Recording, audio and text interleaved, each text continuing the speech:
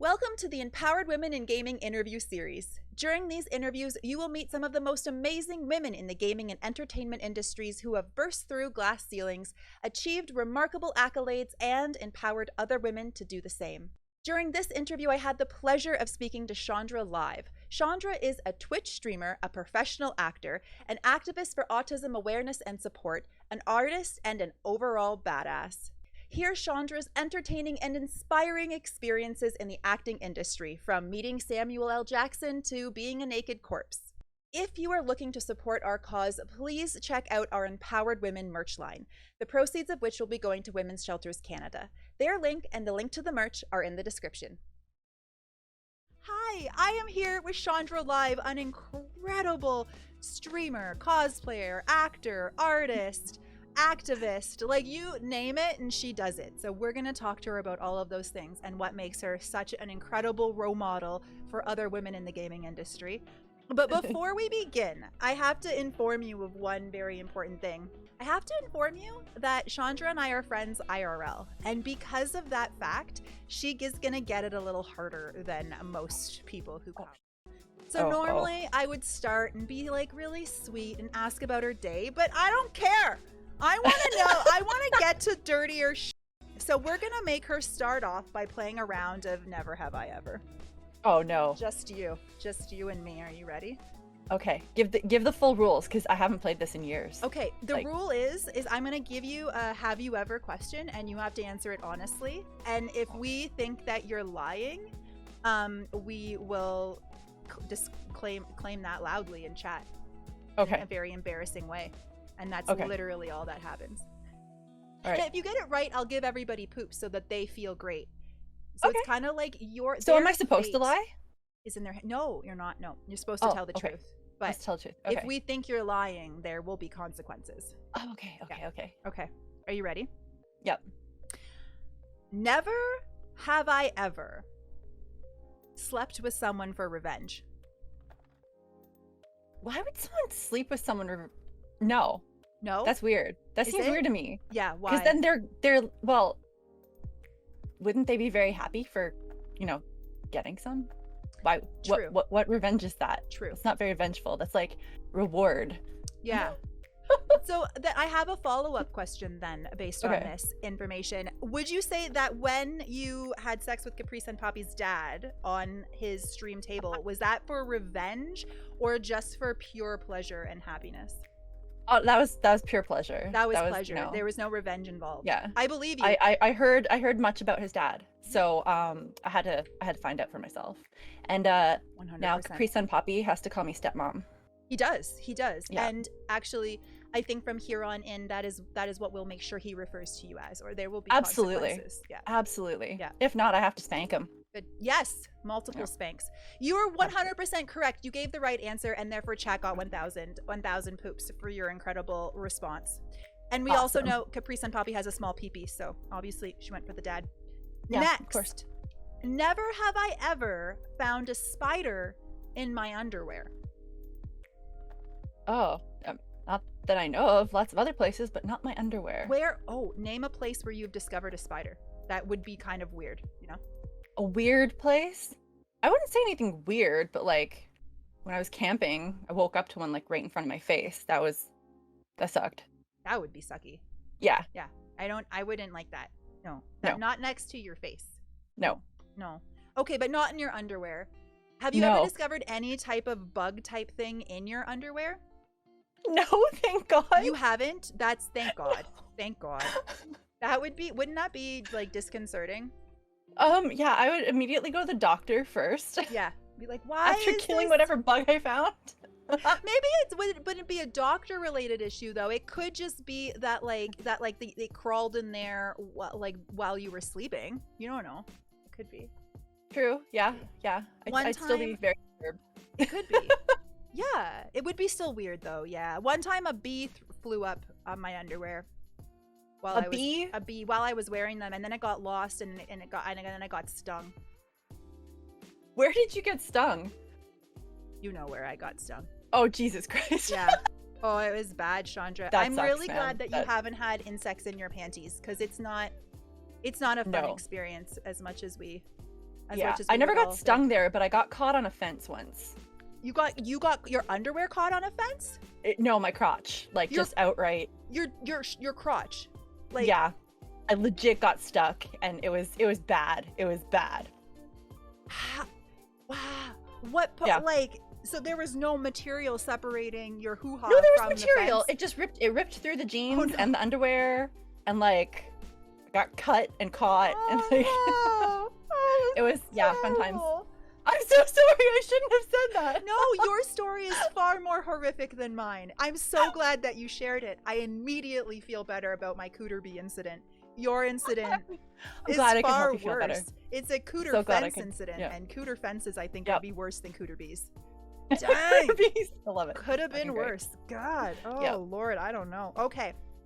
Never have I ever used a vegetable as a prop during sex. A prop. A prop, yeah. I feel like Like this is TOS at this point. No. Like I shouldn't have. Fine. Like an eggplant or a cuke. You know? Have you ever busted one of those out and been like, honey, guess what? Has that never occurred to you? I'm refusing to answer this question. How about that? She doesn't get the poops. She doesn't get the No poops. poops. Those are No poops. negative poops. She Nobody didn't gets answer. She didn't No answer. But you do get poops for the fence cooter. It wasn't too offensive. No, it was the perfect level of fence. Awesome. All right, this is the last one, and then we never have to talk about these questions ever again. Thank God. And this is related to your cosplaying skills. Okay. Never have I ever pretended to be a movie character while getting intimate with my partner. Oh, I definitely have done that. Like, Have multiple you? times. That's fucking fun. Are you Which kidding me? ones? Oh, which ones? Like any, all. All? Oh my God. All. Chat with all the poops. That's all the 5,000 poops. poops for chat for Chandra and her awesomeness. I love you. Thank you for making me. Thank you for letting me embarrass you thoroughly before beginning the Yes. interview. I Yep. adore you. That's great. That's I great. couldn't do this with anybody else, so thank you. Thank you. I'm so glad that we're friends. Oh, fuck. I should have been drinking alcohol, not monsters. You should have. You should have. Now you know. Now you know. Yeah, it's a little late. So how is your day going for reals though? Oh, really good. Actually, Yeah? today's a good day. Yeah. Today is a good day. I can't complain. What is awesome about your day? Well, I got kids and they went to school happy, so Good. that always starts my day off good. Good. Yeah. I'm hanging out with you guys. Yay. I mean, what else could I want? I mean, those are two really good things. Yeah. That's awesome. Oh, good. I'm so glad that you're having an amazing day. One of the things that most of you know her for is her stream. Chandra is a phenomenal streamer. She's on ShondraLive. Make sure you go and follow.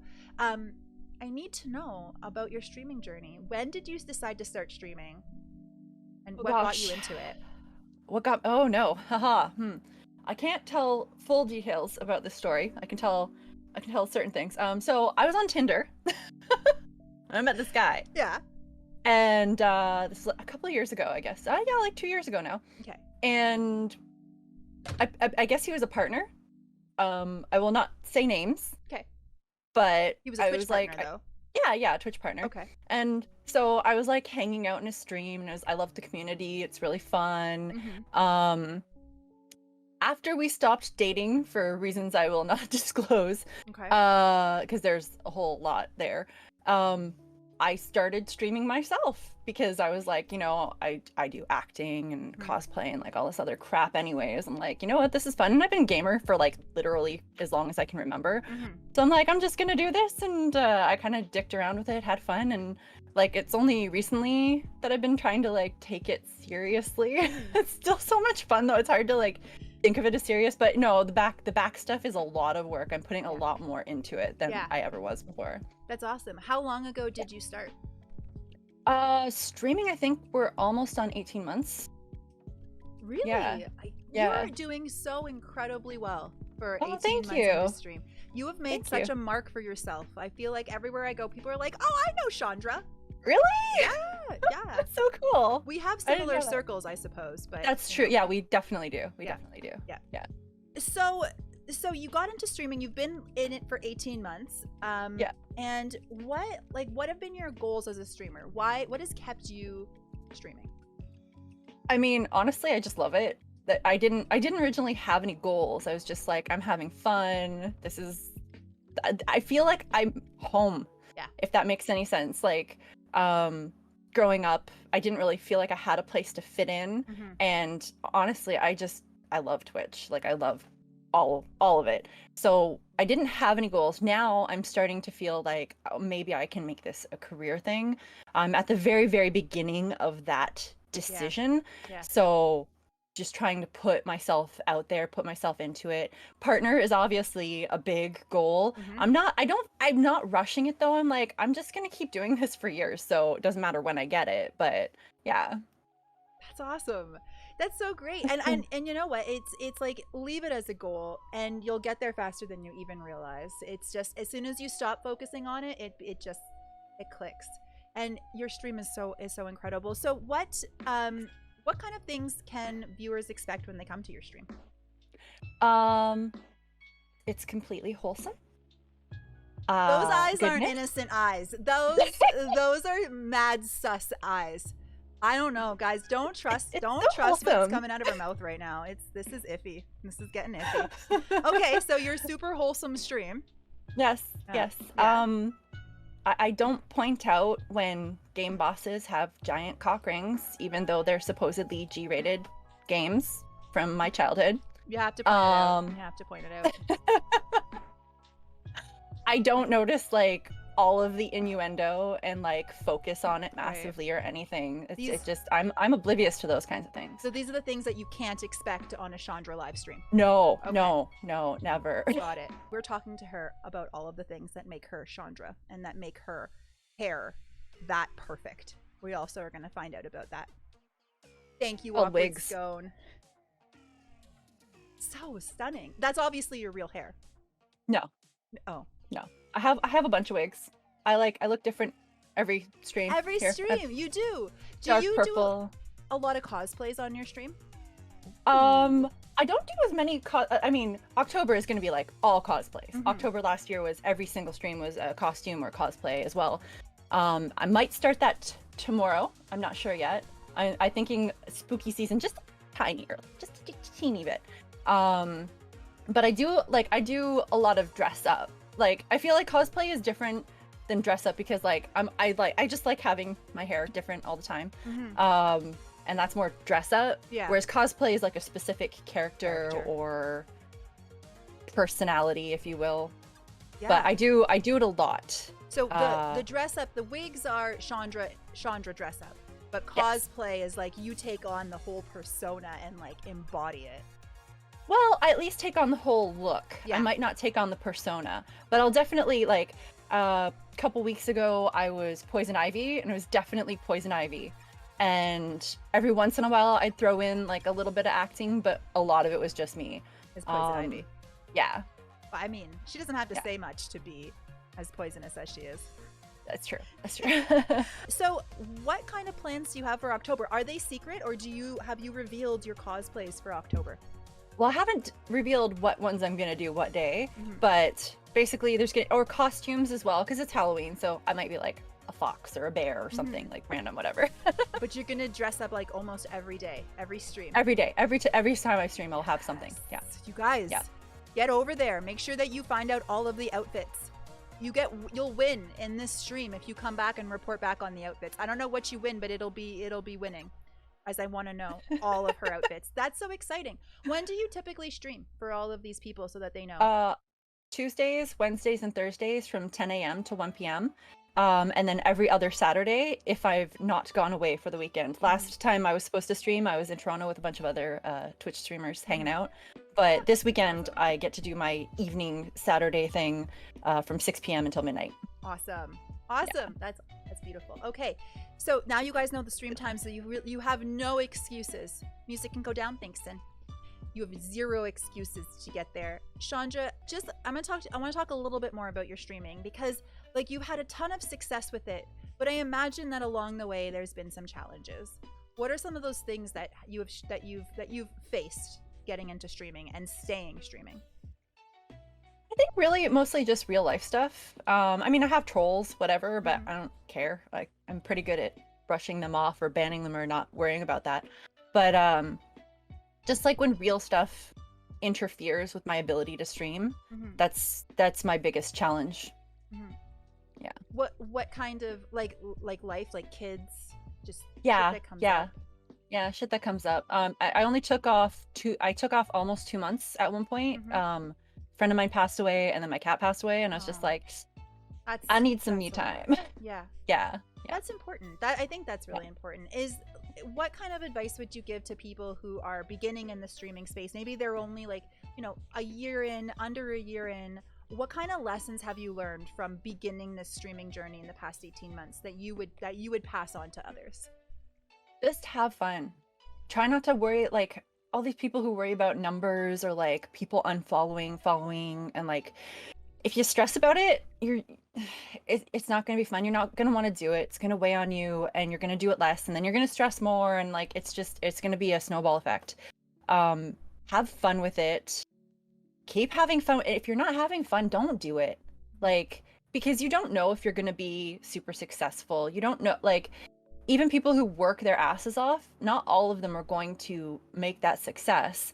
But if the people are having fun and being themselves, if you're not you, you're fucked. Like that's probably the biggest one actually, is if you're not yourself, you're fucked. People are gonna pick up on it. They're gonna be like I find that the more comfortable I am, the more I'm able to just be myself, the more people appreciate it. Mhm. Half the time I'm just like, really? You actually like Yeah. me? I'm just being me. Oh, and that actually works. And like it's nice that that is what works. Did you find that evolution to find like your more genuine self while streaming to be a difficult one? In the beginning, yes, because honestly I was bullied a lot as a kid growing up. Mm. Literally like broken bones and I know what a swirly feels like type bullying. I don't even know what a And swirly is. We'll come a back to swirly is that. where Oh they my pick god. you up, they dunk your head in the toilet and flush it. That's You've a swirly. had that gorgeous face flush down a toilet before? Yes, I have. Yeah. Did you kick them Fun in the times. peepees? No, I'm actually a pacifist. I know I come off as super violent and angry a lot. I get a lot of that out in the gaming world. Yeah. But I've never actually hit someone in anger in my life, even when I had all those things happen to me. So So amazing. yeah. It's the kindest heart in the world. I want to kick the shit out of them, yeah. but I didn't. Yeah. Yeah, I would too. Okay, Yeah. so we got off topic. I want to come back to this, but But basically, yeah. it was hard for me when I get in my head because I think about when I was myself when I was younger, I was bullied for it. But now I'm able to be myself because I found this community and I found people who like me for me instead of like, you grow up in a small town and it's a whole bunch of closed-minded people and they only have like one narrow view of the entire universe.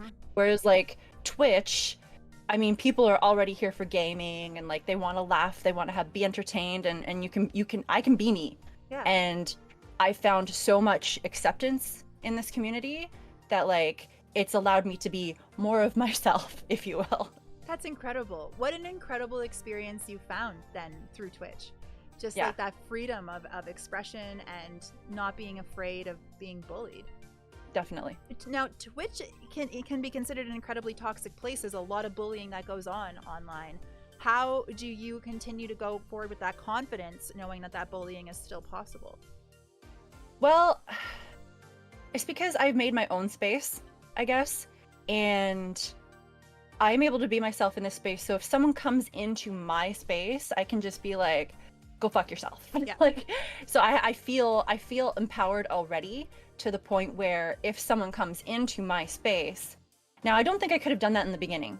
I wasn't sure of myself. I didn't know, like I had community, but it wasn't mine. Yeah. If you will. And what does that mean? What do you mean it wasn't yours? Because when Twitch was new, I was just coming into this world, right? Okay. Like Twitch was new Fair to me, enough. I should Fair say, enough. because it Yeah. wasn't new. Yeah. So I didn't know enough people. I didn't know if people would accept me for myself. So it was kind of scary. Like it was all new and scary. And yeah, I just had to get my feet and establish myself, and oh, thank you, Aww. Doc. You're so sweet. Chant it Oh loudly and proudly, everybody! Chant it! You guys are so sweet. See what I mean? So, like, say some random person comes in right now, and they like, Shondra's a fucking bitch. Right. She's so stupid and ugly and blah, blah, blah. They and would be drowned out by all of these incredible people who adore you. And that's how I feel now, is that, like, I'm just me, and if someone comes in and says something against me, it's like, I don't fucking care. You know, I feel accepted already, so which is nice. Your advice to people starting out in this space would be, don't let the haters bring you down. That there are people like you out there. You will find them, and you will find your safety net, essentially. Absolutely. Absolutely. I love it. I love it. You guys, Shondra's just a little piece of wisdom and happiness all wrapped up in one. So one thing that you brought up while we were talking about streaming is real life. And real life plays obviously a huge role for all of us, but for you in particular, you spend a lot of time in activism in your real life. So and you don't always bring that onto Twitch. That's something that you do privately. Right. And one of the things that you were talking about was that you work on the Parent Advisory Committee for Autism. Tell us about why you've chosen that. What does that mean to you? Well, I'm autistic. Both of my children are autistic. We're all diagnosed. And for years, I and my kids have participated in a bunch of studies through Ryerson and McMaster and a bunch of other places locally. And I guess after so many years of doing that, this year I was invited to be on the Parent Advisory Committee Council. I don't know, they keep changing so awesome. What the C is. And so now I'm actually helping train some of the people at the hospital, choosing ways to like advise what might help, what might not help, things like that for the second phase of one of their studies, which is like super exciting because it's not just being a part of a study and like, here are my answers, I am a part of this, which is cool. It always helps. Obviously, they need studies to advance medicine. But like now I actually get to like influence what they're going to bring to the community, which is like, that must feel so great. It does. Oh it does. Like, I didn't know I was autistic growing up, and that's one of the reasons why I was always weird and bullied and stuff like that. I didn't understand. I didn't have the supports. My kids, they have a lot of supports, but honestly, it's not enough. I'm gonna be like completely blunt. There's not enough supports right now. And I feel like the more we figure things out for autism and the more we understand and the more we're able to support kids, especially early on, the better the world is going to be. Like, autism isn't a bad thing. I don't think it is. I feel like if you can help people who are autistic figure out their place in the world and manage maybe like some of the violent aspects, obviously that doesn't really belong. We need to figure that out, or have an outlet for them, like martial arts, healthy ways to channel things, like with the art and creativity and gaming, honestly. If we can figure this out, like, the world is going to be so much better place. So yeah, it's really important to me because I mean, it affects me and my children and probably my future grandchildren and like who knows how many generations. Absolutely. This is such important work, and it's really meaningful in my life as well, being a partner of an autistic person, because we have so many conversations about what supports he wished he could have so that he could tackle life very differently right now with some of the things that he's going through. What are the types of things that you would like to see in place for kids? Very specific, like more specifically, what are types of things that you're fighting for? Is that what this committee, this study that you're doing, that's what they're looking for, what they could bring into schools? Well, this one's actually in the home. So okay, a lot of the supports are actually like outside of the home. They don't focus on the parents either. And a parent's mental health in how they deal with their child is just as important as the child's mental health. Especially with autism. A lot of the parents are undiagnosed. I was not diagnosed until after my kids were diagnosed. I didn't know about autism until my kids were diagnosed, and I was like, oh my God, this seems like me, and then I go get checked and they're like, it's totally you. I'm like, okay, that makes a lot, like, it was very validating. It made me understand a lot about myself that I didn't. Allowed me to accept myself more as well, I'm gonna be honest. And this one is about, it's actually in the States. It started in the States and now it's coming to Canada. I don't know if it's in all states. I don't know a lot of the information about that particular side about it, but it's about bringing supports into the home, helping the parent figure out how to interact with their child in ways that that child specifically needs. Like, it's super tailored. Yeah. This is another thing, is you don't spend like hours in a group setting where you get like 1 minute of information that you didn't know because you've like been doing all this work. Yeah. You get like, this is for you. This is where we see your strengths, which is like super validating to have your strengths pointed out. And then they also show you, okay, these are your weaknesses, but this is how you can get help. And they help you find other resources in the community, because so many resources are really hard to find, I'm going to be honest. And so they help you navigate where resources are for your children, for yourself as well. So it's not just like focused on the kids where they have to go to a specific place in a group. They actually come to your home at least 3 times. And if you need more, they continue to support you. Like when I was in the study, they helped me for 6 months. Wow. So yeah. Wow. Yeah.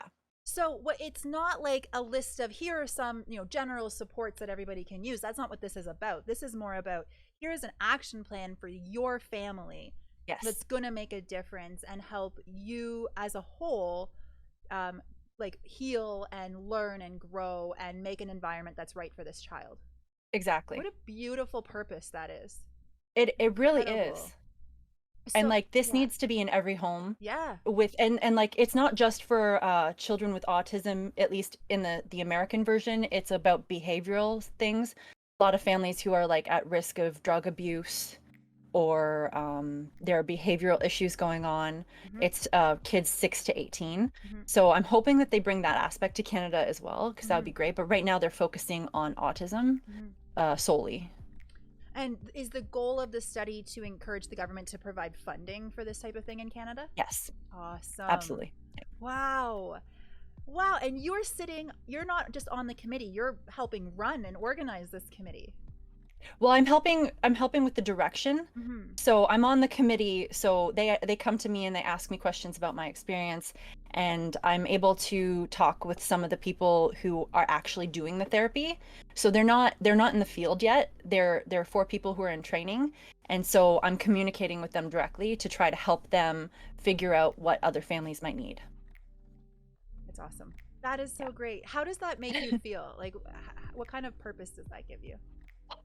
Honestly, it feels really good being able to do that kind of stuff, because like, again, didn't have it my life, and like I want everyone to be able to have this kind of stuff. Like, if people actually have supports that they need growing up, everyone is better off. Like, literally everyone in the entire world, because their family is better off. They're all happier because their kids are.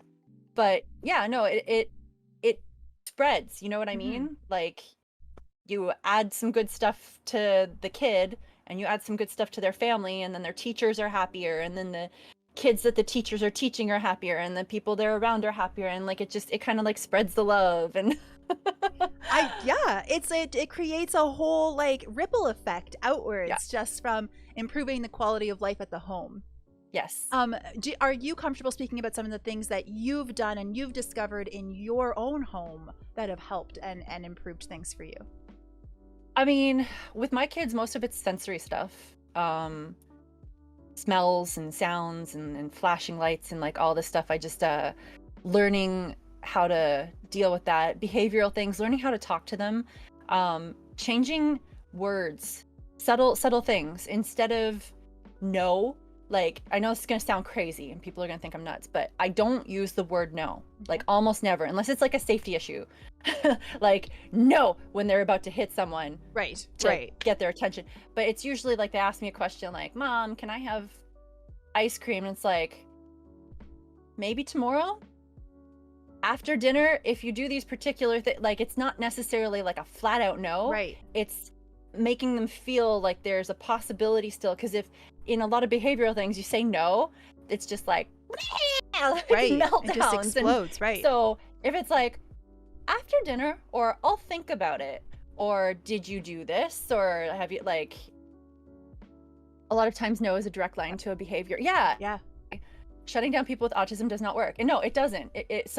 Or if they're like, they have to do something, like they have to have a bath. They have to have a bath tonight, right? Because they're dirty and they're stinky. Right. And it's like, do you want your bath now or in 10 minutes? So you give them choice. Yeah. Right. Always give choice. Like, same with Yeah. getting dressed. Do you want this outfit or this outfit? Yeah. Don't overwhelm them either. It's not like, I actually was a Montessori teacher at one point, and my kids don't do well in that environment because there's too many options. They get Right. overwhelmed. But at school, they're like a public school system, there's not enough options. Right.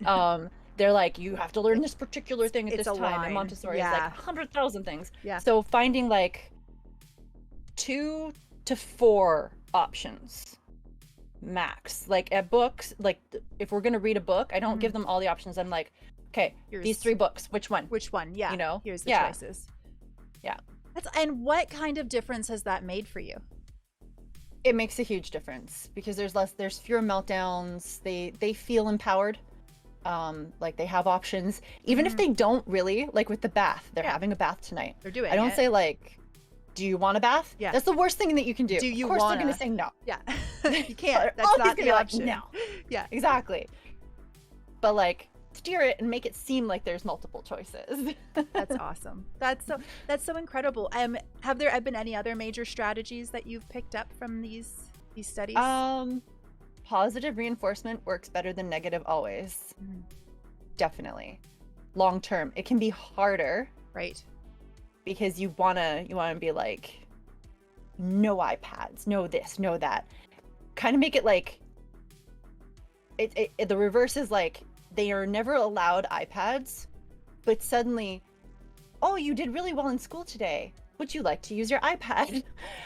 So Yeah. they get it. They still get these things, but it's like, it's a prize instead of this expected privilege mindset that a lot of people have. It's not like you get toys always. You know what I mean? It's like, no.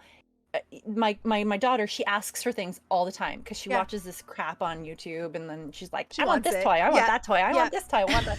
And it's like, put it on your list for Santa. You know, I know it's 6 months away, but put it on your list for Santa. I'm not saying you're not gonna get it. I'm saying that you're not getting it now. But I don't use those words on her. No. You know what I mean? You just you're like, yeah, this is a possibility. Work towards it. This is how you're going to get it. It's basically like you're showing them a path towards achieving what they want without just immediately giving in to what they want. Yeah. What a like my son wants to be a fascinating- YouTuber, and I tried doing it a little bit for him, and I was like, look, okay, mommy does not have the time or energy for this. You want to learn how to edit? Let's sit down. I teach you how to edit videos. You do the videos. You do it. edit. I will put it on there for you. Yeah. And then the ball's in his court. If he does it or not is up to him. Exactly. Wow. You are amazing. Thank you. Thank you for sharing this insight, because No problem. these aren't easy things for a parent to do. Like being a stepmom, I know, like I'm thinking of these things and I'm like, this is brilliant advice that I could use. Thank you for sharing. Wow. Yeah, no problem. Has it been a learning process? Has it been an easy transition to this method? Easy? No. It takes a really, really long time. It's exhausting. I'm gonna be on people. It looks easy, but when you're doing it, it's not, because like there's gonna be meltdowns and there's gonna be like fighting against it. Anytime there's change or transition is brutal. But like if I look at how I was when I was first parenting, I'm like, I don't even know who that person was, you know, like, and so you can't beat yourself up. If you don't know something, you don't know something. Like when I was a kid, I was like, nobody watched me. You know what I mean? Like I was like out in the forest by myself at 6 years old and like, you know, climbing trees and breaking bones or whatever. And like, but that was normal. That was just, and that was how I raised, and I thought that was normal back then. Now I think back on it, I'm like, oh my God, how could anyone parent like that? But like, you can't blame people for what they didn't know. And so as I'm learning things, I'm like, I might beat myself up a little bit about something I used to do, but then it's like, you know what? I didn't know any better. I know better now. Change shit. Yeah. Same with streaming. There's so many things that like once I learn it, I'm like, why the fuck didn't anyone tell me this? Like, a year ago. That's like perpetual in streaming. You're like, oh god, there's so much to know. As looking back now at your childhood, besides knowing that you were autistic, which I assume would have been helpful for your parents, what is one thing you wished could have been there for you as an autistic child that wasn't? A support or it might be a tough one. I mean, honestly, just understanding, period, of like any kind. I was just I was called stupid. I was weird. Like I was picked on for any, like, but I mean, it's not just because of the autism, like being a gamer, loving comic books, anime. I mean, back in my day, when I liked Sailor Moon, I was beat up and picked on for dressing up as Sailor Jupiter, like cosplay. There was no such thing as cosplay. Cosplay wasn't a thing. True. And it's people like didn't Halloween. even call it anime. It was Japanimation. I never heard of that. That was that before they named it to anime? That's what they called it? I think it was legit anime, but like people refused to call it anime for a long time. It was so dumb. Wow. Like they were like, they didn't want to use the real words, you know? Yeah. Nobody knew what the fucking otaku was, and like I literally was in a gym, like a high school gym sized room. Yeah. And I knew the other 5 girls who were cosplaying at the anime conventions. Like we literally all knew each other. It was just the 5 of you. That was it. That was no, it was like, amazing. I'm not joking. That's Do you remember your very first cosplay? Like official cosplay was Sailor Jupiter. Was Sailor Jupiter? Sure. Yeah, that was my official one. But like when I was like 8, I wanted to be Michelle Pfeiffer, Catwoman, for Halloween. Yeah. But that's a costume because it was Halloween and the word cosplay didn't exist. So yeah. But like in as a child, that's what it is. It's like you're becoming this character. It's beyond just dressing up for Halloween. I get that. Totally. So one thing that you had mentioned while we were talking about autism is that the benefit of video games in conjunction with autism. Can you tell me more about that?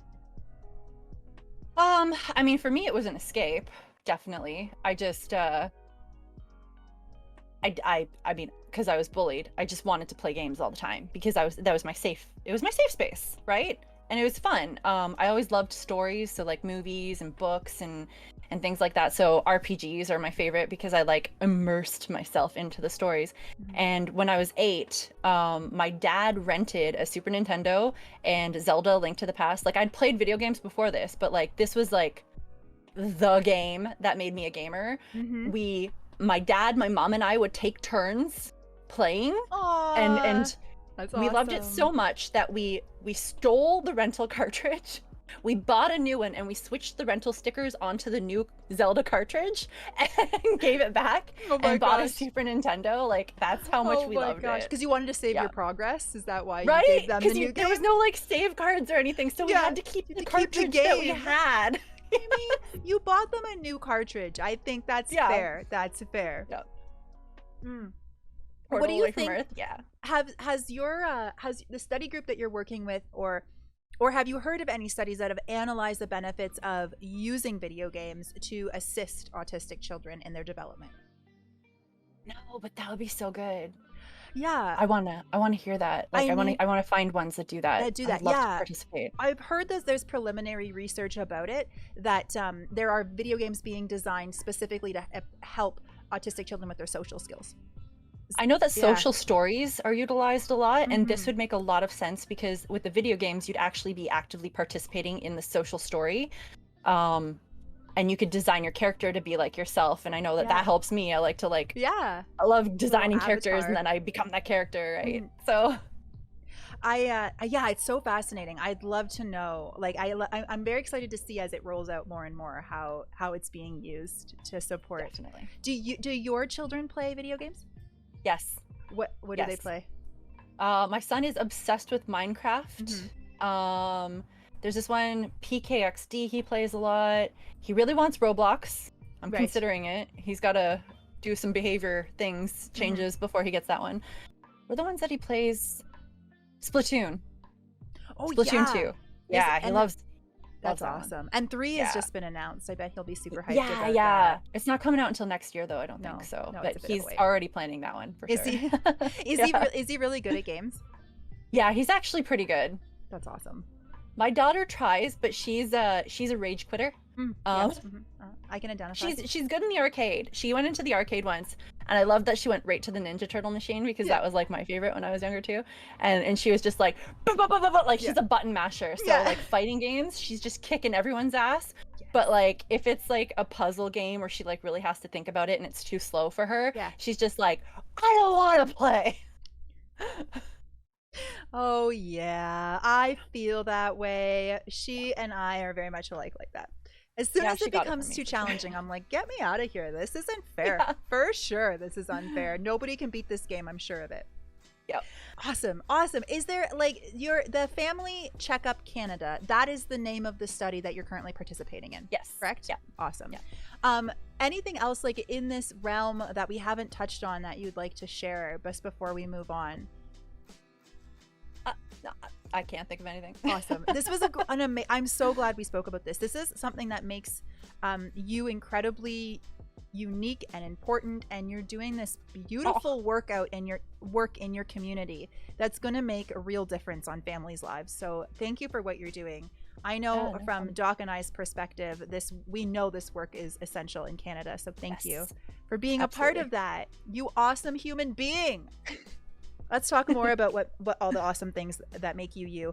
The next thing I want to get into is your acting career. For anybody who doesn't know, Shondra is a professional actor. Like she's trained. You are part of ACTRA. Is that? Yes. Yeah, I'm an ACTRA. So for 11 years now. 11 years. Yeah. For anybody who doesn't know, ACTRA is the acting, what do you call it? Union in Canada. So if you want to professionally act and be paid for it in Canada, you have to be part of ACTRA. And it's not easy to become a part of ACTRA. You basically have to get a licensed acting gig before they'll even consider you. But it's impossible to get a licensed acting gig until you get on ACTRA. So it's like an impossible circle of hell. Tell us how you achieved it. Tell us. I got cast based on my height. So the Kennedy's miniseries, Katie Holmes is 5'10", and she was playing Jackie O, I think. Yeah.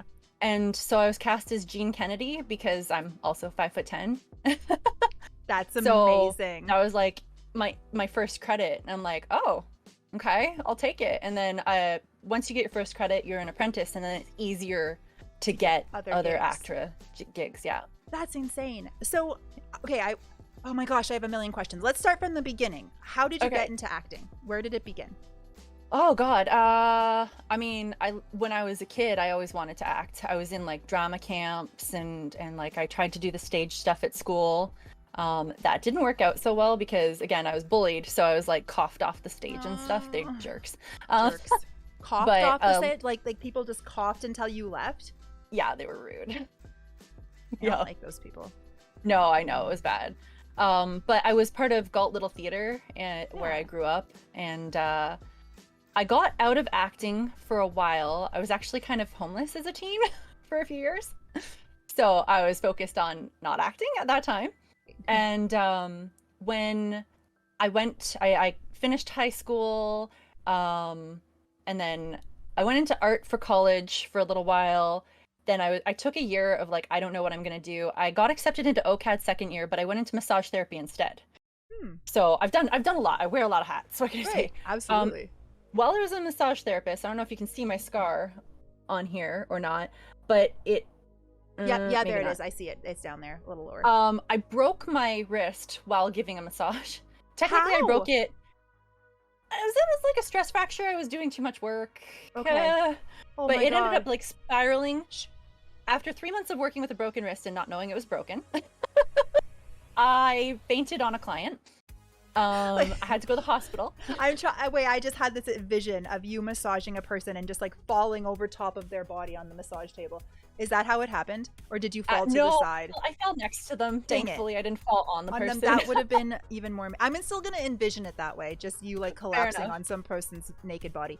But anyway, that's all. So the pain was so intense that you passed out while giving a massage. Yeah. Carry on. Sorry, I interrupted you. Oh, that's okay. So I went to the hospital and they're like, you have a spiral fracture. You need to like stop working for a while. Yeah. Like it's went through the whole friggin' bone. It healed wrong. It grew, like I had like this lump on the back of my hand. It like calcified in this weird way and they had to do surgery to cut it off. While that was going on, I was like really reflecting on my life. Like, what am I doing with my life? Where am I going with my life? Can I still be a massage therapist? Like this is like destroying my body, right? Yeah. And art and creativity were always where I really wanted to be, but I had let other people kind of direct me away from that. I let people get into my head. Don't let people get into your head. If you know what you fucking love, just do it, because you'll be miserable or your body will destroy you to really exclamation point the fact that you do not want to do this. So I took an acting class and I was like, why am I doing anything else? You love it. Like, why? Yeah. Why am I doing anything else? And I just continued to do acting classes. I got back into acting, and then a couple years later I got into actress. So wow. But like when I was really young, I was doing all of that. Yeah. What are some of the performances or that you've done while as part of ACTRA? As part of ACTRA, well, I was on RoboCop. Wow. Yeah, I was just like, most of these are like one-liners or on the cutting room floor, sadly, but whatever, I don't care. That's no, you're still there. Yeah. Shut the front door. Yeah. Yeah. I was a cop when Alex Murphy was like in the station. Wow. I was on, a lot of these shows people might not know outside of Canada. Murdoch Mysteries. Yeah. Very familiar. Oh, I was a Klingon on Star Trek. That was totally a bucket list item for me. You were a Klingon? Yeah, I was a Klingon on Star Trek. Do you have a video or something that we can, like, do you have pictures? I have one picture. I'm sorry, I'm choking over my excitement. I need it. It's on my Instagram. Let me just see if I can find it really quick, if it's gonna load. So yeah, no, awesome. I love Star Trek. I've always been a Trekkie. I grew up with like Next Gen, Deep Space Nine, and Voyager. And so when I was like asked to be a Klingon, I was only one of 2 females on the show. I don't know if you can see that very well. I can. You look amazing. Whoa, that makeup artistry. How long did it take you to get that on? That's actually a latex headpiece. It's about 20 pounds. 20 so it only pounds took on your head. Yeah, only took like 10 minutes to like make it all. The armor itself was about 40 pounds, 60 with the shoulder piece. I had these gloves on. I was doing like 16-hour days on set. I would take my glove off and I would just pour sweat out. And 3 days, yeah, I was Klingon on Discovery. Yeah. I lost about 30 pounds on that 4-day. On that 4-day set? I slept in my car because it was an hour drive away from where I lived, in like 16-hour days. Oh my god. And there was like a 6-hour turnaround, so I got like 4 hours of sleep. So you just slept in your car? Why wouldn't you? Yeah, I just slept in my car. It was brutal, and yet I fucking loved it. Honestly. Did you? Did so much. Oh my gosh. Did a lot of your scenes make it into the final product? Like, can we see your Klingon face if we went back and watched those episodes? Yeah, you can see me. It's just you're not going to be able to tell it's you. Me, right. It's one of the many Klingons on episode 3 and the finale of season 1, and a couple other little ones, but you won't see me. Episode 3. Which Star Trek? What was the name of the series of Star Trek? Discovery. This was Discovery. Yeah. They're still filming in Toronto. I hope they don't go to the States. No offense, Americans, but I want them to stay here. Obviously. Well, that's it's jobs for you. That is so cool. What did you meet? Have you met anybody incredibly amazing and fantastic while you're on these acting adventures? So for my fellow Trekkies, Tim Russ, he was Tuvok on Voyager. Yeah. I met him on Suits, and he is like so kind. I was holding in the fangirling because to me, I like grew up watching him, right? Right. And I was like, he's huge. Does anyone ever freak out when they meet you? And he's like, well, why? And I was like, well, because if they're Trekkies. And he's like, no, I'm like a actor as a principal on this kids show, and some kids freak out. I was like, oh, okay. I was like, you had the career that I want. Yeah. And he was just so kind. Like, he's Aw. such a sweetheart. That's I met Tim Russ. amazing. He's a rather awesome person. He really is, isn't he? He really is. Michael Sheen. Met Michael Sheen? Yeah, I didn't know Sheen because he looked nothing like on Underworld. He was what was it? He was like a teacher or something on this movie I was on, and we were just talking about air conditioners. I don't know. It was so random, but he was really kind. Samuel L. Jackson. He is so Shut fucking up. funny. No. Like, yeah. face-to-face conversation with Samuel L. Yeah, you can actually see me sitting next to him on the Samaritan movie. In like a club scene. Like the Good Samaritan? Or is it just the Samaritan? The Samaritan, I think. I think that's what it's called. Pretty sure. It was years ago. But no, he's so funny. Like, everyone on that set is happy and chill. Whatever the actor is like, it really reflects on the crew. Because if the top people are super awesome, everyone's like, yeah, we're having a good time. This is great. And like, so that was an amazing set to work on because you're super nice. Damn. Do you call him Samuel L. or just Sam? Like, what do you like, or Mr. Jackson? Like, what do you call him? Or just hey you? I just kind of hey you. Like, I don't know. Like, I can't address you by your real name because that's too scary. Yeah. It's just random chatting. Like, I don't know. I'm weird when it comes to names. I don't know what it is. I don't often say people's names. Yeah. I don't know why. I don't know if it's fair. like an autism thing or whatever. That's but like, fair. I just talk to people. Yeah. And then, like, hopefully I don't forget their names. Right. I do that a lot. Well, you can't like forget Samuel L. Jackson's No, name. obviously I wouldn't forget his name. But yeah.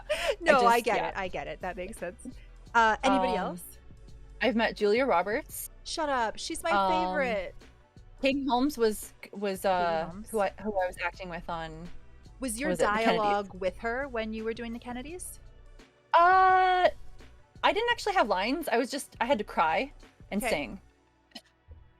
Crying and singing was like all I did. And you're on the show, right? We can go back and we can watch this. Yeah. Kennedys. Although, like, when, like, again, in the final things, you like see a blip of me, and I'm barely recognizable because I have this like old 60s weird hair thing going on, and I'm just like sobbing at the funeral or like in strumming. You can see my orange butt. That's what got the biggest in the final. Why is your butt orange? Oh, because that's the pants they put me in. They put me in like these big orange pants, and like one of my friends literally took a screenshot picture of this and sent this to me, and they're like, "We can't find your face, but your ass is featured." Yeah. And I was like, "Nice ass." Great. Yeah. Thanks for that. That's so cool. God, that's so cool. So, Katie Holmes. Mila Jovovich, because I was on Resident Evil 5.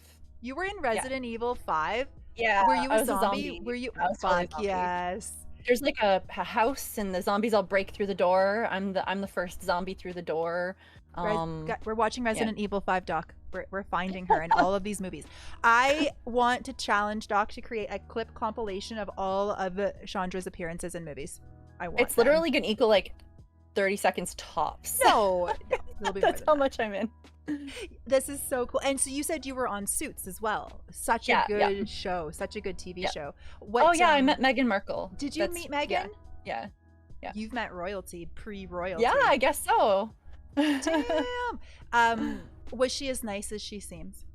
Actually, no, she was really nice. Yeah. She really was. She seems like a gem. She seems really sweet. She wasn't like dating Harry or anything at the time. That was like season 1. So she was just like a normal person. Yeah. Before all of the stuff. What else have you been on that we would recognize? I was on a series called Defiance for a long time.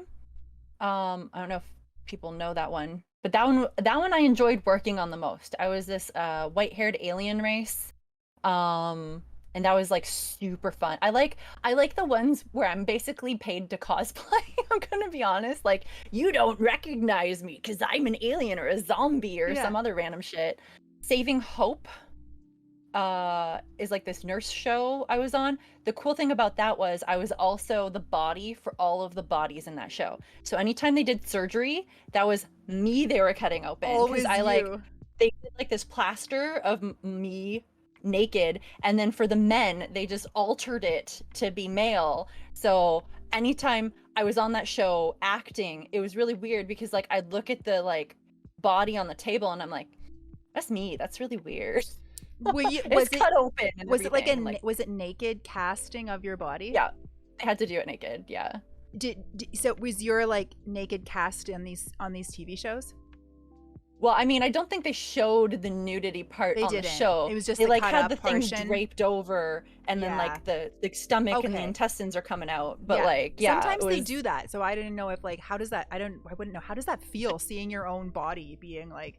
It's really fucking weird. Is it weird? Yeah.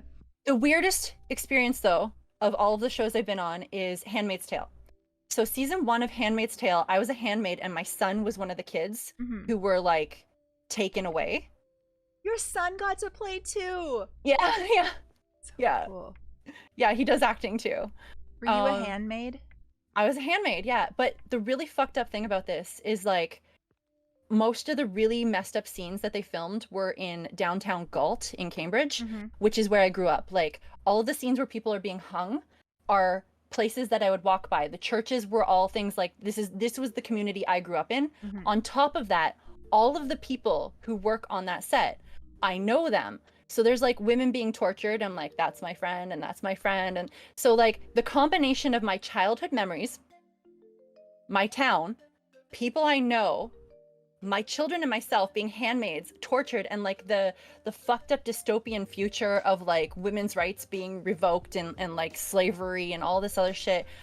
It really messes with my head. I was on at least one episode of every one of the first 3 seasons. I haven't seen season 4 yet, and I didn't get to go on that. You've been on every single episode of every like at least one episode of each season. One episode in the first 3 seasons. Gotcha. Yeah. Gotcha. Yeah.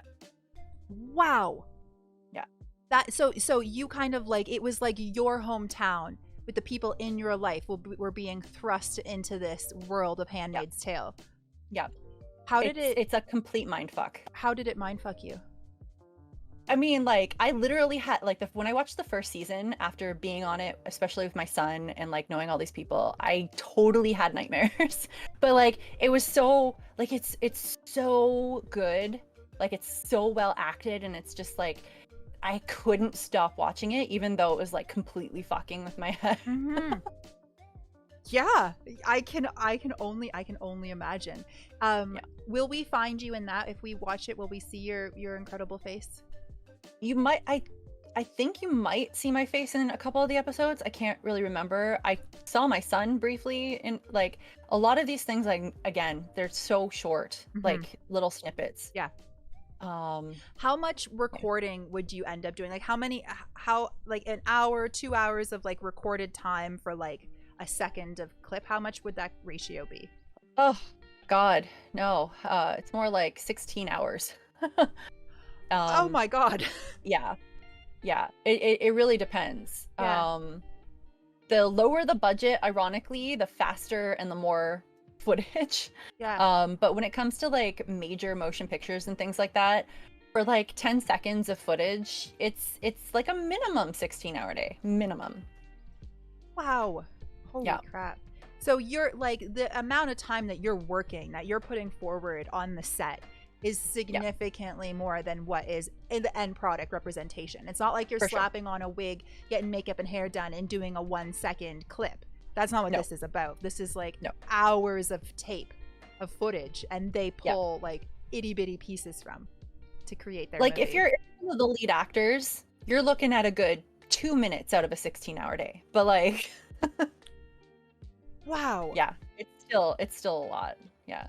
Wow, that's incredible. So how do you have a count of how many shows and movies you've been a part of?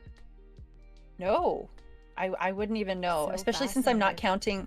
Like I'm not even talking about like the student films or like the non-union stuff I did before any of this. So no, I couldn't. I don't even remember most of the things that I've been in. A friend of mine showed me a trailer of a non-union film called Zombie Beach I was in because she was talking about really bad movies. Yeah, I have an IMDb page, but it's not very good. She didn't give it to me as a link to share with all of you, so I'm just gonna go out of my way and go get it right now. My last name for acting is Cade, just so you know, Kayd. Shondra Cade, Kayd. Was this a made up name? Yes. Nice. Yes. Okay, I'm going. Guys, I'm on IMDb right now. Chandra Kate. I love that. Kayde. Oh, Kayd. Yeah, it's funny because that name started when I was doing YouTube over 12 years ago for a friend of mine who had a gaming website. And I would go to like gaming conventions and do interviews and do like video game reviews back in the day. I'm not on YouTube anymore, but like I used to do that, and I had to make up that name because there were a couple people when I used my real name who were like finding me, and it got a little weird, and I'm like, let's change this now. What? Tell me more. What? Just a little bit of a stalkery situation.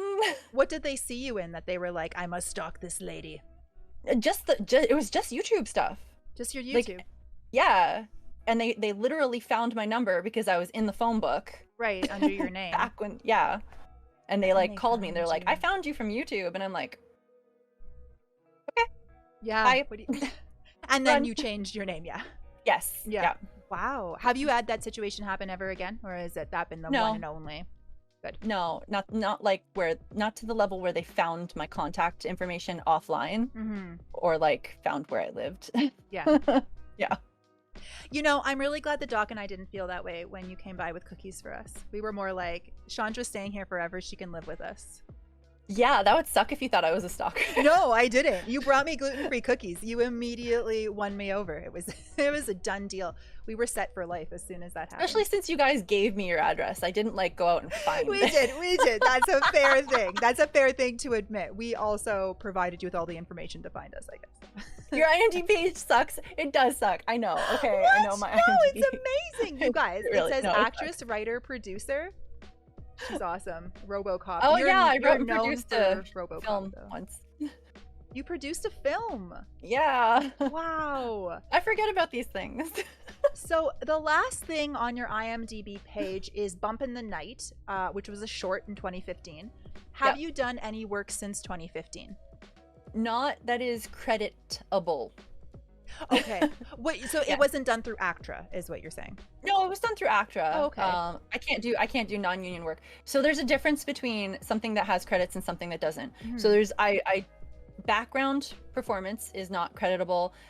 Things like body doubles, like there's a bunch of stuff that there has to be like a specific like lines have to be a particular way, and like there's all kinds of little things that need to happen in order for it to be creditable. Yeah. So if it's not creditable, even if I've done a whole bunch of work for it, like with the Klingon thing, I only had one line, but because it was a group line, you don't get a credit for it. Yeah, it didn't make it to the final cut, so you don't get a credit. So that means that your name isn't listed in the credits at the end of the film or the episode, correct, which means you cannot list it on IMDb. Correct. Got it. Because unless you have it listed on IMDb, even some situations I did get a credit. I got an actor credit, but they didn't put the name in the credits at the end as well. Oh, God. So Bomb Girls, for example, I did nudity for that. Don't go looking it up. Obviously, we're all gonna immediately go look it up, Chandra. And I got acting credits for that, but they didn't put it in the end credits. Why? If that makes sense. No. I don't know. Sometimes this shit happens. Like, actually happens a lot, I'm gonna be honest. Is it like a mistake? Or just sometimes like, it's a mistake. Yeah, sometimes it's just monetary they reasons? don't no, because I get paid the same. Like, Oh, I got paid a lot, but like, so it doesn't, I don't care that much. I probably should, because like, if people don't see it, it doesn't really exist. But like, I'm like, whatever. I see the money. Yeah, so. you see money. You still have the success of your work. You still feel good about what you've accomplished. It still counts. You should just make a new IMDb where you just list all your real credits. Like, this is what I've done, and it's everything, and I'm amazing, as you are. So are you still doing work now as an actor? Not as much. My kids were home because COVID, you know, so I had to do more focus on that. Streaming is so much easier because it's like, it's right here. This is my room. But I've been doing auditions for like small things, nothing major. Yeah. That's awesome. Do you have an agent? Yes. That immediately makes you incredibly cool. How do you get an agent? How does one go about that process? Well, if you're in Canada, I don't know how it works in the States. If you're in Canada, I recommend going to the ACTRA website. There's also corporations like who make sure that agents are not skeezy and trying to rip people off. So TAMAC and EICCA are both groups that if an agent is there, they are not a scammy agent. They're not trying to just take your money. They're actually approved. Yeah. But there's list of agents on the ACTRA website as well. They don't really make it on the ACTRA website if there's evidence that it's going to be a scammy person. You don't have to be in ACTRA to get an agent. You can do non-union work. So if you're in Canada, like go check that out. Take some acting classes. Like even if you are the best actor in the entire universe, if you don't have any classes on your resume, no one's gonna talk to you. Really? Make a demo reel. Even if the demo reel is just classes, have something for them to see. You know, there's also a website called mandy.com. This is in the States as well. You can get like student acting jobs. Like you're not getting paid, you're helping some students out, but you get stuff for your demo reel. Yeah. Just put yourself out there. Get a professional photographer to do headshots. Don't take selfies on your phone. They know. They can tell. Like it costs money. Yeah. And with the acting teachers, make sure you're finding the right ones. It's not always easy because there's so many out there, so much misinformation out there.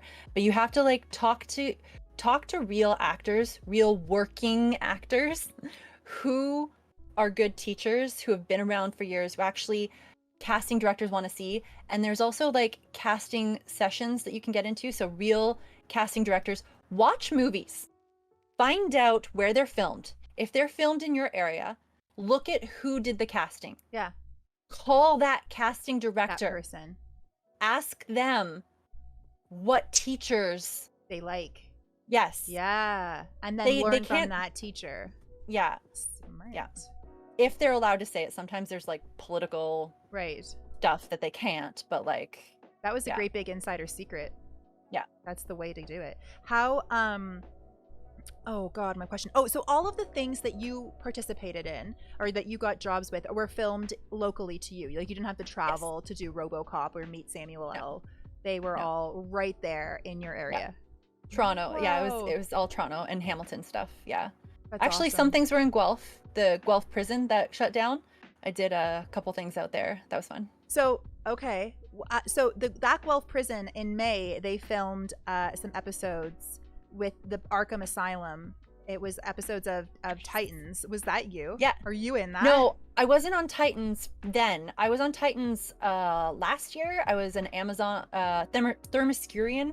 So one of the Amazonians at a funeral scene. And I got to ride on a jet. It was my first time being on a private jet. It was so cool.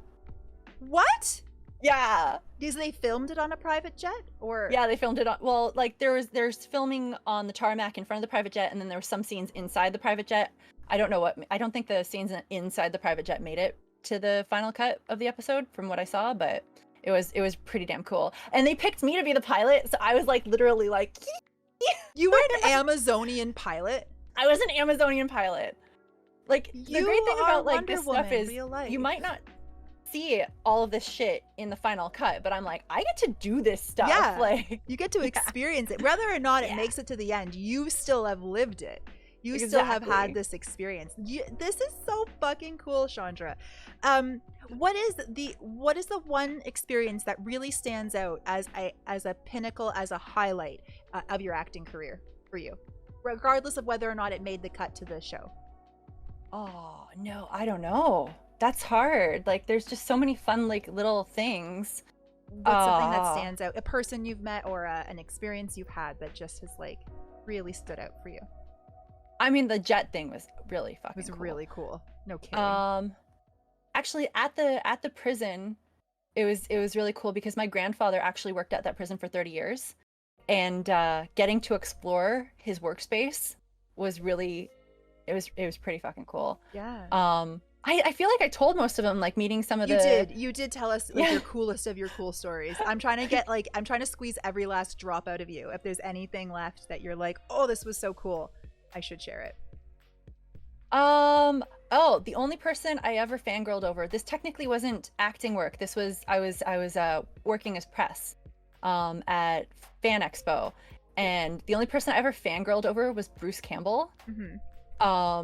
I got to interview him, and he was like, "What's a pretty girl like you doing at a convention like this?" And I was like, and you're like, Bruce Campbell, I love you. That's so cool. That's so. So, what were you interviewing him for? That was my friend's site. That was like, again, like 12 years ago, I think. Yeah. So it was just like asking him about his career and blah blah blah, and he like had a panel, and I got to sit in the front row, which was really cool. So awesome. Yeah. Wow, that's so awesome. What is an experience you've had in your acting career that has been less than ideal? Perhaps something embarrassing that's happened to you, or a roadblock you've had to overcome? I feel like a lot of people don't understand just how hard some of it is. There was this one scene I had to do, and it was a hurricane, and they had like this giant water tub filled with debris, and it was in the 1800s. So I'm in this giant, like, this massive friggin' dress with a corset, and like I'm in the water, and I'm like surrounded by dress. It's not warm water either. It's freezing fucking cold. And then they have to like have the wind machines and the rain machines, and it's like pelting you in the face, and you're just like yelling as loud as you can to try to be heard over all of this shit, and you're so fucking cold and miserable. And there's like 10 hours of this. And do you not get hypothermia doing this? I mean, they take you out and they warm you up. Oh, another one was I was a corpse. And it was November, so it was starting to snow, and they have you lay down on the fucking ground, and I was a naked corpse. Oh, and so, my like, God. Were you naked takes, on the ground? Yeah, between takes 3 people are like jumping on you with blankets and like hand warmers and stuff, and you're just like, kill me. Like, it's so brutal. The Klingon thing, I was just like dripping sweat a lot. You're either way too hot or way too cold. Yeah. Anytime you're in a club scene as a female, they put you in a fucking miniskirt, and it doesn't matter if it's December and 2 a.m. You're in a miniskirt and you're freezing your tits off, like literally titsicles the entire fucking time. Yeah. Or every Hallmark movie ever. They're like, it's winter in the middle of fucking July. Right. Okay. And they're like, put on the parka, have some fur coats and hats and gloves and everything. And you're just like, you're I'm sweating. Dying. Pretend I'm cold. Yeah, as the sweat drips off your forehead, you're like, I'm so cold. I swear, I'm acting. Yeah. That's so basically like some of the worst parts about acting are the conditions, essentially. It's yes. Yeah, I would say so. Yeah. What is the best set you've worked on and the worst set you've worked on? I'm not going to say the worst set because I don't want to get in trouble. Okay, fair. Best set. I don't know. I really liked working on Defiance. I was kind of sad about the final product of that show, I'm gonna be honest. But like, it was a really like positive, fun environment. I liked playing dress up the entire time I was on there. Honestly, any of the ones where I'm like, I get to be like some crazy wild character. Yeah. Like I was, I'm not right now just because of the situation with my kids being home, and I'm waiting to see if schools are going to stay open. Right. But like I was the person they would call for like the sclera contacts and the crazy prosthetics. I'm like, give it to me. Everyone else is like, I don't want to do that. And then I'm like, no. All of it. The crazier the better. Make me like a tentacle monster. I don't fucking care. I'm going to have fun with it. Yeah. Oh my gosh. Wow. What an incredible career you've had. And it's not over. You plan on keeping going with your acting for as long as you can. I'm gonna be like Betty White. I'm gonna be 100. Yes. Yeah. Rick, yes. I cannot wait to see you leading lady in a major motion picture. I know it's coming. I know that's the future. Shondra, That's fun.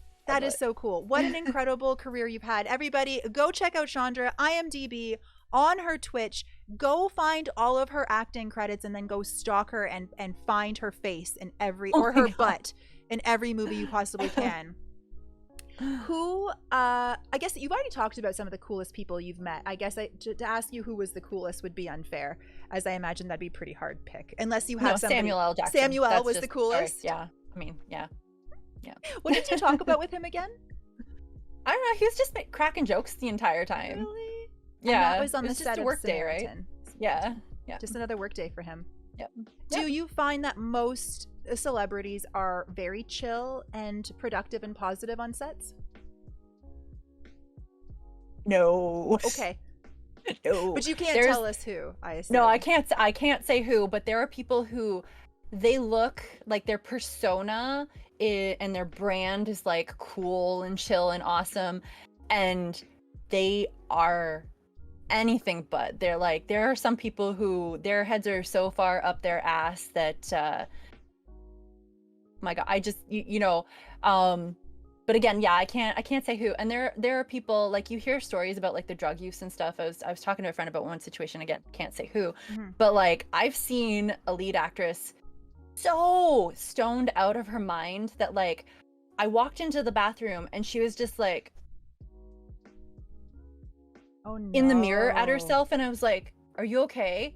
And she didn't acknowledge my like presence, and I like go to the bathroom and come out and she's still just like in the mirror, and I'm like, what the fuck is going on? Someone we would know, to like, this isn't like an actress like a big name. It's so Wow. I can't obviously, but like Wow. it's you never know what you're gonna get. So when you find people who are like actually down to earth and like Brendan Fraser, he's fucking awesome. You have not met like Brendan Fraser.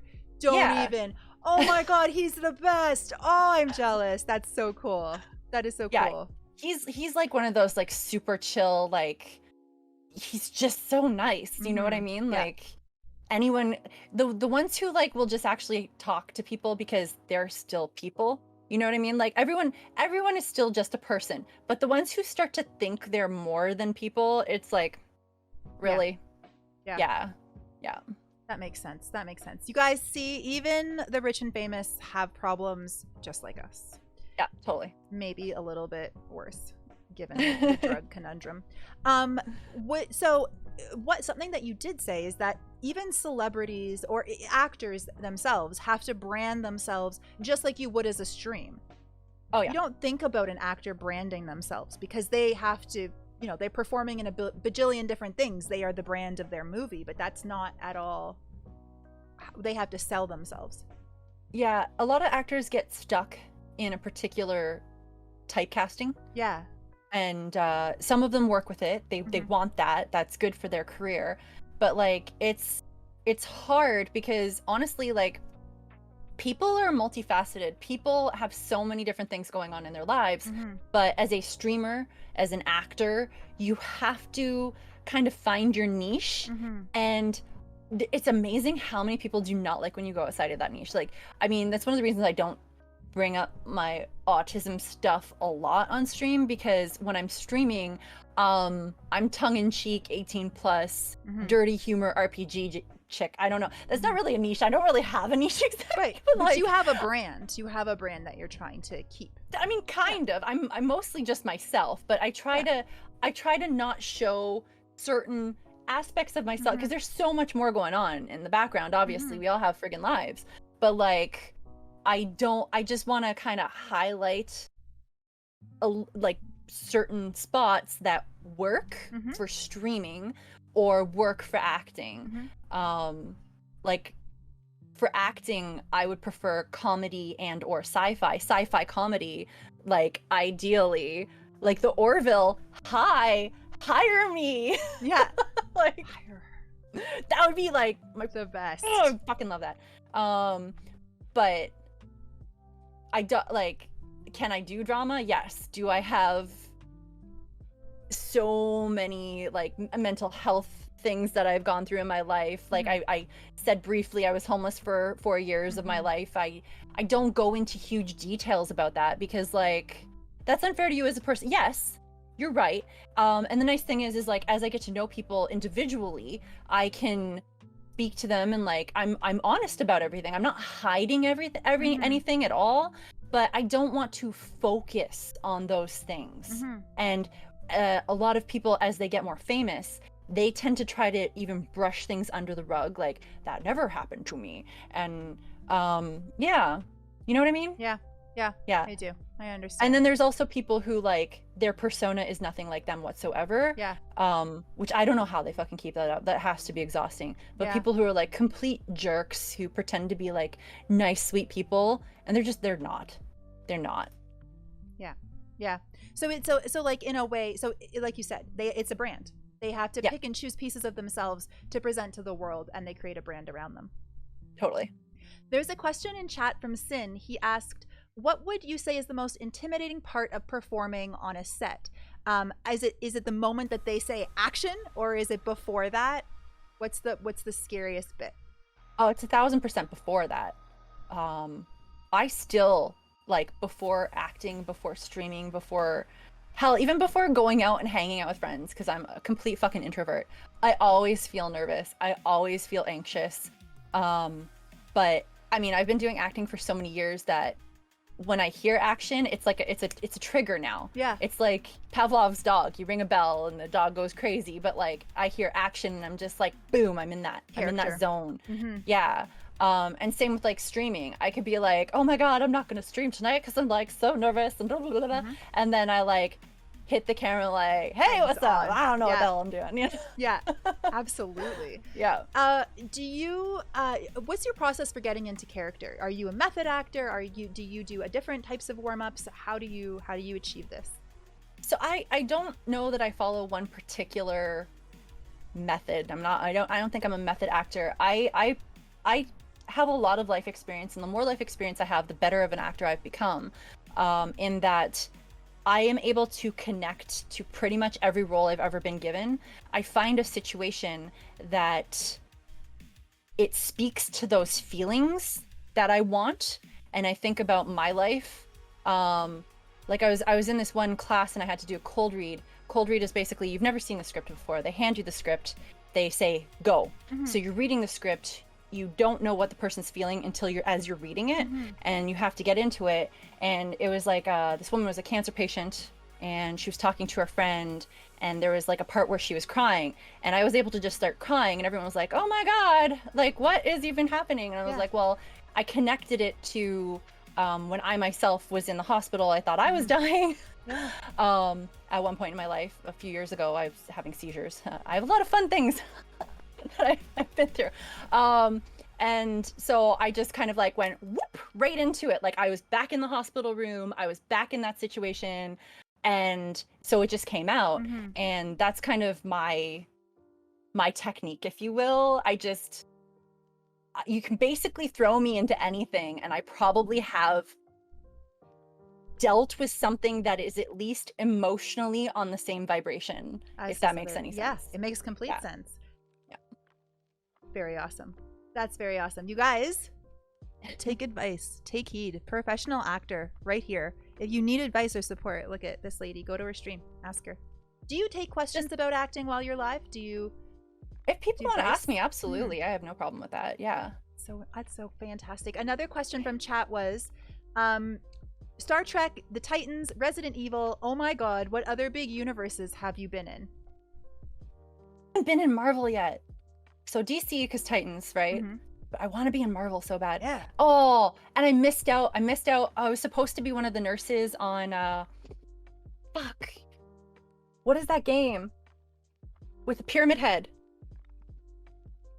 DBD? Oh. No. Game?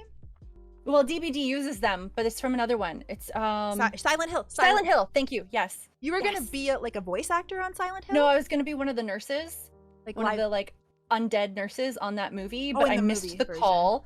Like literally, I got the call, and then I missed it, and I called right back, and they're like, "It's already gone." Like that's how fast things get. That's how. Yeah, it's that fast. That sometimes. fast. So like, be on your phone. And then I had an audition for a superhero on the Boys series. I didn't get it though, but like I was like, please, of all of the ones, give me this one. I need to be on the Boys. Oh, so cool. I still want to get on that show. Like legit, I would fucking love that. It's not over yet. I think they're filming again. No, they're still, they're filming right now, I think, actually. Get on it. Get on it. Next season is yours. I believe it. Nice. What is the funniest thing you've seen someone on set do? That was from Tweep. Funniest thing? Oh, I don't know. I don't know. I mean, just it's mostly just jokes or whatever. It's Mm-hmm. not really. You haven't seen Yeah. something big and over the top or like mortifyingly embarrassing happen to another person. I mean, mortifyingly embarrassing happens a lot. There's Does it? constantly like costume malfunctions, but you kind of get to a point where you don't notice it anymore, and Yeah. it's not really embarrassing. Like a boob falls out and you're like, Well, we've your all boob fell seen out. them. Yeah. You know, you should put that away before we're rolling. Right. Like, you know, um, I don't know. I've like I feel like we have a general impression that directors can be difficult to work with sometime. Is that true? Have you had good experiences with directors, bad experiences? What is it like? I mean, directors are people too. You know, they could have a bad day. They could just be a jerk in general, or they could be a great person. You never really know. I mean, honestly, with how many hours you're working on set, everyone gets tired and grumpy at some Mhm. point.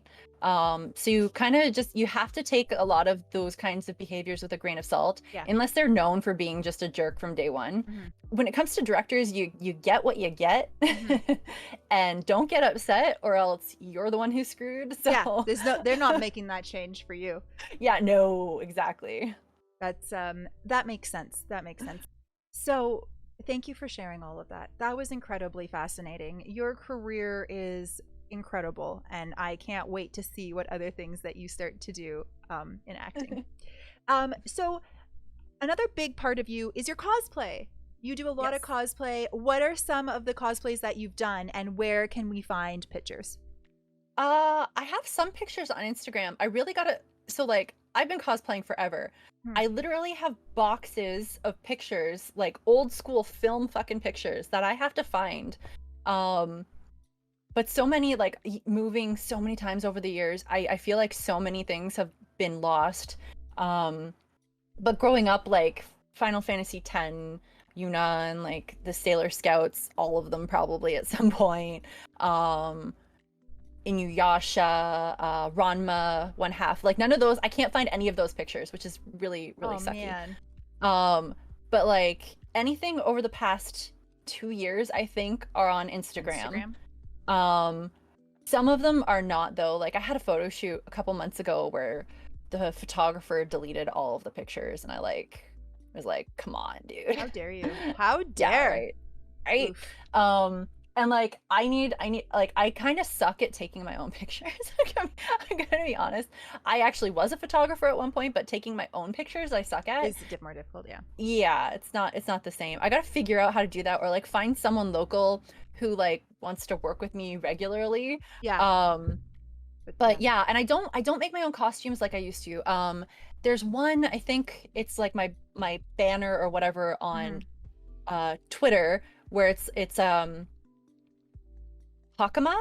So Sailor Mars, when she was a Shinto priestess, it's like the outfit she wore. I made that by hand from like fabric, and most of my costumes used to be like that. But nowadays I'm like, I don't got fucking time for that shit.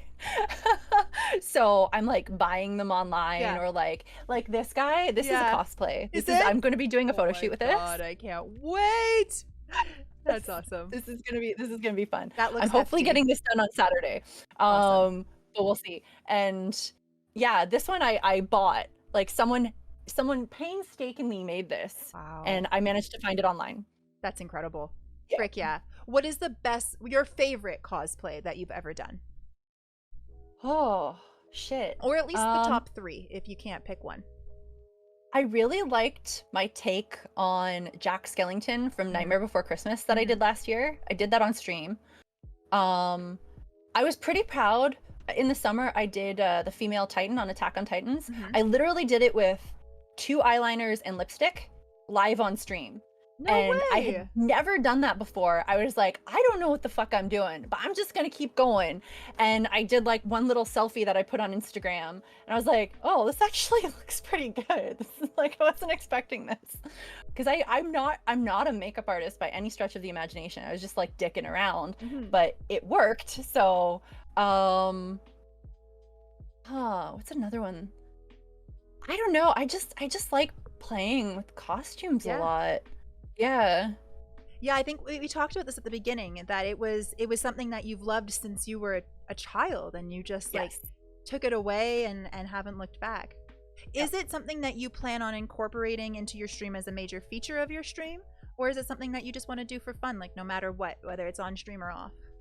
Well, I do it whether on stream or off. Like, I mean, literally my entire life, anytime Halloween comes before I was a streamer, I have at least 3 Halloween costumes for Halloween, at least every Halloween, bare minimum. Yeah. Oh my gosh, that's incredible. Oh, Halls would like if you picked out my Halloween costume. Halls, let's do it. She wants us to one day live on stream, like Google search Halloween costumes and then have a live vote. So, but I think that it should just be you who does it, because I feel safer in your hands than chat's Let's hands. do it. Okay. You know, I'll come over and I'll help you put the costume together. Let's like. Will you really? Make it a thing. Okay. Yes. Are you kidding me? We'll make it a big thing, and then we can take pictures together in our costumes. Yeah. And then everybody will believe it. We could even co-stream it. Yes. Okay. Let's do it. Okay. There's big guys. October is gonna be fun. Sorry, Doc, you're out. I'm taking over. I got a new couple costume. Yes. It's with Chandra. This sounds incredible. I cannot wait. I've done one cosplay in my entire life as Lara Croft, and you are going to help me with my second. Lara Croft from Tomb Raider. Oh yeah, I saw that. It was so good. Thank you. That was all Doc. He did the dressing for that one. Nice. He did good. Yeah. Thank you. I felt pretty badass in my poses holding my fake gun. It was pretty cool. Awesome. You are also an artist. Speaking of like a bajillion things artistically that you do, you're also an artist. You've designed all of your own emotes and badges on your channel. Yeah, almost, pretty much. No, I did. Yeah, I did all of my own emotes. And you've done your own panels as well. Yeah, You're an incredible artist. When did you get into graphic design? My first college I went to was art. I mean, this was like a really long time ago. I don't want to say how long. So like I dabbled in like Photoshop and like all that stuff, but like nowadays it's so easy. I'm just gonna be honest. Like I learned more on YouTube and having a friggin' iPad pencil like that I paid thousands of dollars for at college. Like it's kind of ridiculous. Yeah. And most of my stuff was just kind of self-taught. I did get accepted into second year for OCAD art degree for sculpture and installation, but I didn't go that way. I went to massage instead. Which I like, if I could go back in time, that's one of those things. Like I would. Yeah, definitely. But then again, would I have become an actor? Would I be like, you know what I mean? It leads to other things. It opens other doors, even if it wasn't the right choice at the time. That's exactly. And so, do you plan on continuing to develop artistically? Absolutely. Yeah. I'll never stop. Yeah.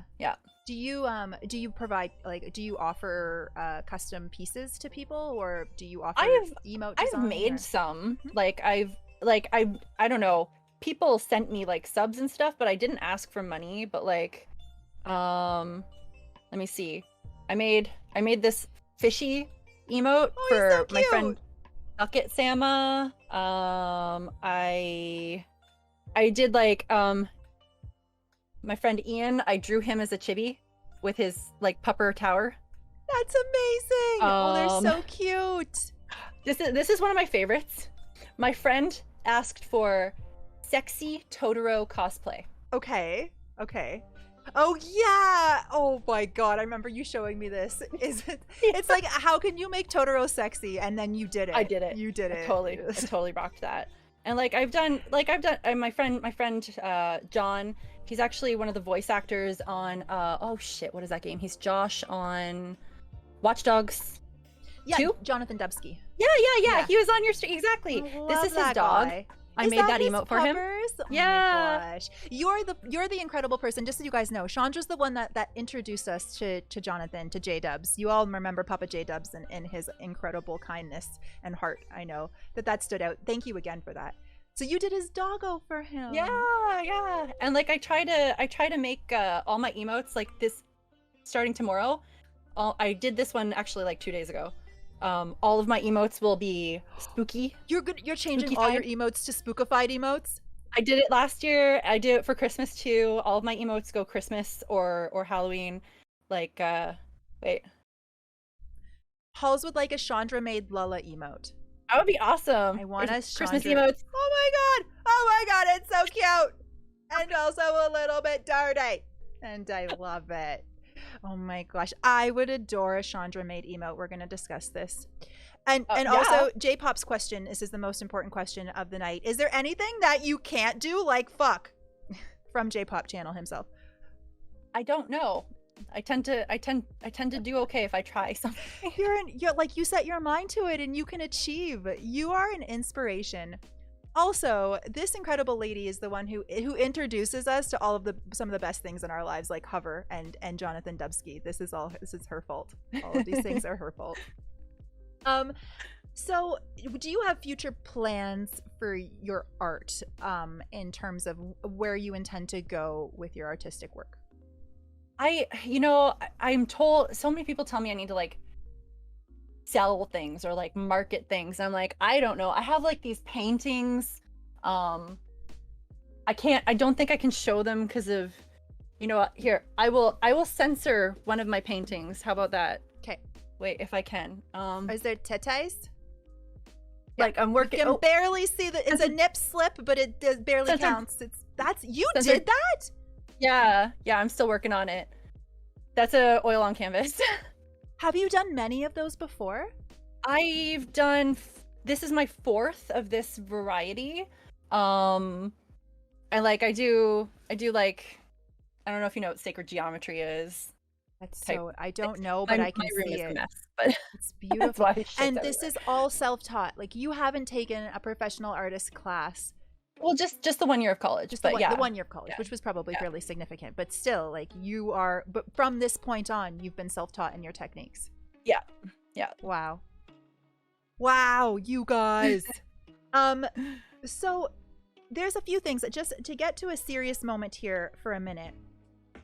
Not only are you incredibly talented, but you've had to face a lot of obstacles in your life. You've had some serious trauma. You've brought them up throughout their conversation. You were homeless for 4 years. You were incredibly badly bullied because of your autism. You've had a major health issue 2 years ago. Talk about them as much or as little as you want, no pressure. But what I do want to know is how have you persevered, and what advice would you give to others who are facing challenges of this magnitude? To put it bluntly, if you give up, you're never getting anywhere. Like, so no matter what happens in life, you can't give up, period. Because the second you do, it's done. Like, whether that's suicide or just eating away your sorrows and never leaving the house, which there's something, if you are missing a piece, like you don't know how to get better, it's out there somewhere. You just haven't found it yet. You just don't know what it is.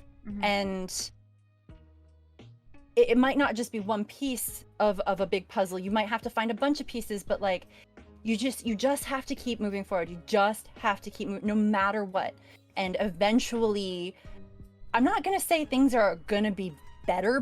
Like I'm not a millionaire on a tropical island with a bunch of manservants fanning me right now, but you are in your mind. Maybe. I wouldn't say no. Yeah. But like when I was in elementary school, I was beaten up constantly. When I was in high school, I was homeless. And like I was in abusive relationships and like all this stuff. Like I had to learn what I wanted and find ways out of these things. I mean, I gotta say, I'm fucking lucky that I live in Canada, because like OSAP helped pay for college for me. Like, yes, I had to pay it back, but like there's places that you don't have that option. So I've been to college 3 times, plus a bunch of other like random things. So OSAP in Canada is the government funding for students to go to university. Essentially, you have to pay it back. It's student debt. it's student loans, Yeah, but student like loan, yeah. some places you don't have the ability to get student loans, and that's like awful. And you were able to. Same with like the medical system. Like I am blessed to be in Canada because I don't even want to think about how much debt I would be in. I was having grand mal seizures. I was in and out of hospitals. At one point I was in there for 2 weeks for a video EEG where I was hooked up to like all these electrodes, and You had to stay in the hospital for 2 weeks for that? yeah. Yeah. Can I ask what was going on? So with the grand mal seizures, they were trying to catch them. So when I was having them, and like the thing is I wasn't stressed out enough, so I didn't end up having seizures in the hospital. I was like, this is a vacation. Like, this is relaxing. Yeah. Right? I get it. I have free Netflix. You guys are feeding me. I don't have to cook. I don't have to clean. I don't have to watch my kids. And you're asking me to be stressed out enough to have seizures here. I'm sorry, guys. Like, it's not gonna happen. It's not funny, but it's at the same time. Yeah. You know. I laughed. I was taking like Snapchat selfies of myself making faces. Like, honestly, I think that's my biggest thing is that like the worse things are, the harder I'm gonna laugh. Because I'm either crying, which I do cry. Crying is healthy, people. Let it out. But like okay, this is a terrible, terrible thing that I did, but it's kind of funny. Please do laugh at me, okay? Okay, I'm ready. I had my first seizure. Literally thought I was dying. I'm being dragged into the ambulance. I'm like twitching, like I'm not making fun of people because this was me. I was like, I couldn't stop going like that. I saw my reflection in the back of the ambulance, and I just went. I could not stop laughing because I'm watching myself. So these poor guys were looking at me like, she's fucking lost it. She's completely fucking crazy. She's lost it. I'm like, it's me. You were laughing at yourself seizing? I was laughing at myself seizing. I couldn't stop laughing. It was ridiculous. I could never laugh at someone else. I could never laugh at someone else having this happen to them. But what an incredible sense of humor you have. If you can't laugh at yourself, who can you laugh at? Exactly. And like, I was so lucky. I got to the hospital, like literally the nurses were taking bets on what drugs I was on, which I wasn't. The doctor was like, your blood came back clean. I was like, I know. They all thought you were an addict of some type. Thought I was an addict. This is downtown Hamilton. If anyone knows downtown Hamilton, there's a reason they thought I was on drugs. Well, and you were laughing hysterically. I looked completely fucking insane. So I can't really blame them for this. But like, one of the nurses was actually making really morbid jokes with me. Because again, I 1000%, I completely thought I was going to die that night. 1000%. Did not think I was going to make it through. So if I'm going to go down, I'm going to go down swinging. I'm going to make some really bad fucking jokes and make everyone uncomfortable around me. But this one nurse was cracking these jokes at me. And at the time, certain words weren't coming out right. So I was trying to say something. I was getting like really, really, really frustrated. I don't even know what I was trying to say, but I was like, and then the only word that came out was like, dolphin. And ever since then, I have a couple friends of mine who, like, if I can't find a word, like, you know, the mouth words things that you have, if I can't find a word, they're just gonna be like, dolphin. It's dolphin. For sure, it's dolphin. It's dolphin. It's always dolphin. So I've never had a seizure before. So forgive me if this is a very ignorant question, but what are you fully conscious while you were having these seizures? Like, you're fully aware of what's happening?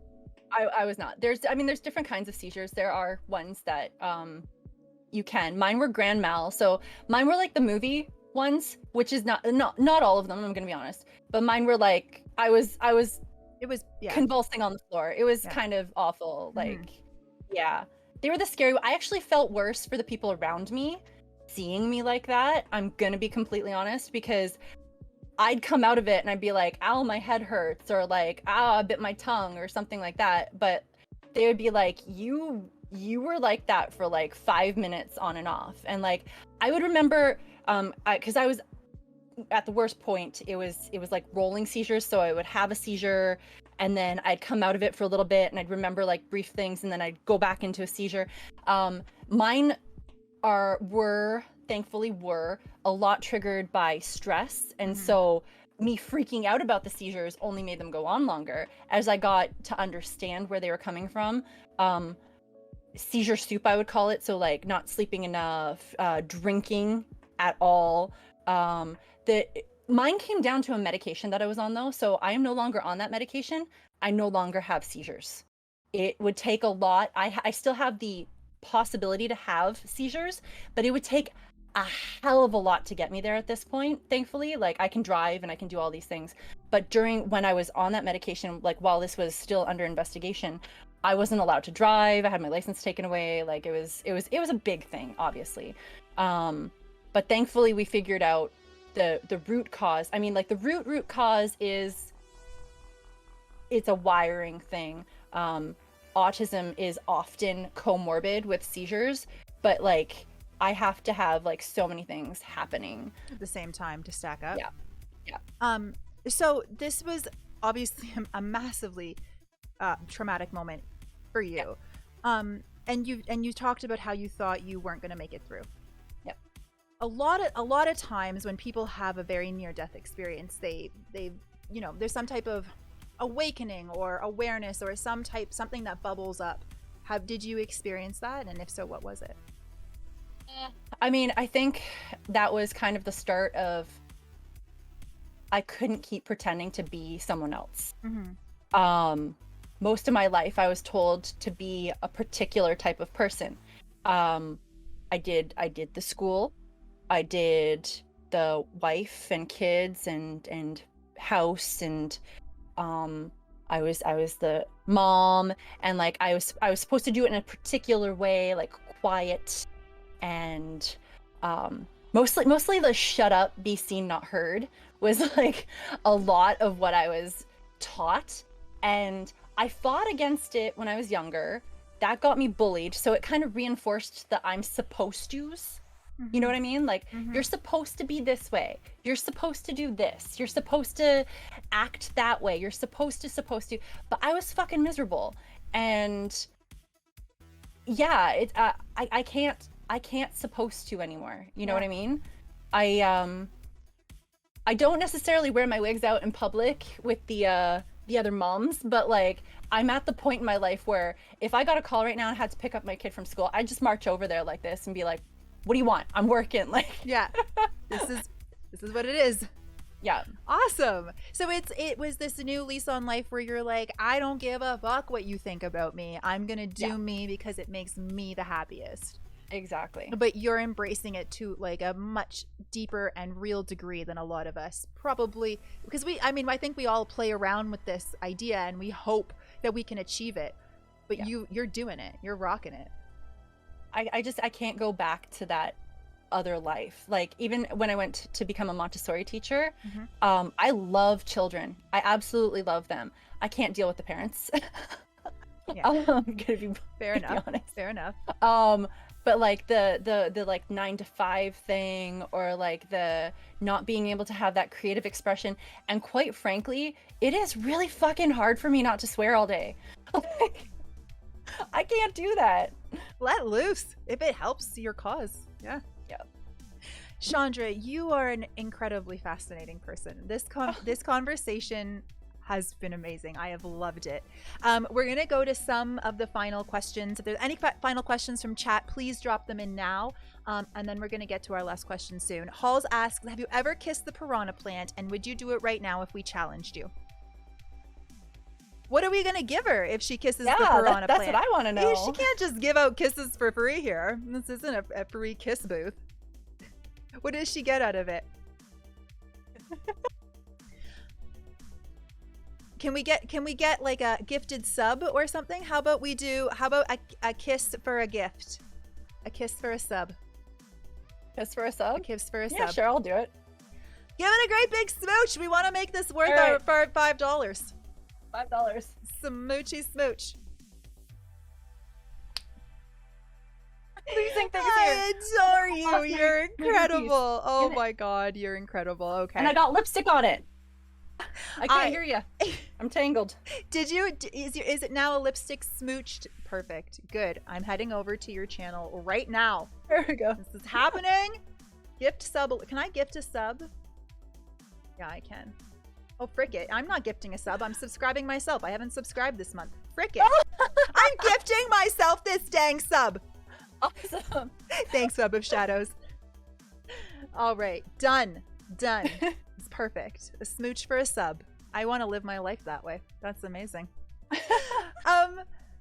Shondra, you're amazing. I have one last question for you, unless there's any more from chat. Oh, there is one. Stellar Radiance asks, have you ever painted abstract art? I don't get into it too much. I mean, I feel like kind of all of it's abstract, but like it's not realism. I don't honestly. But I don't know. I just kind of do my own thing. I don't even know what to label it, to be honest. It's Shondra art. Yeah. It's its own unique variety. But that is what primarily you do abstract. That's it, except for like your emotes, the cartoons and stuff. But your art is abstract. Yeah, like the painting is more.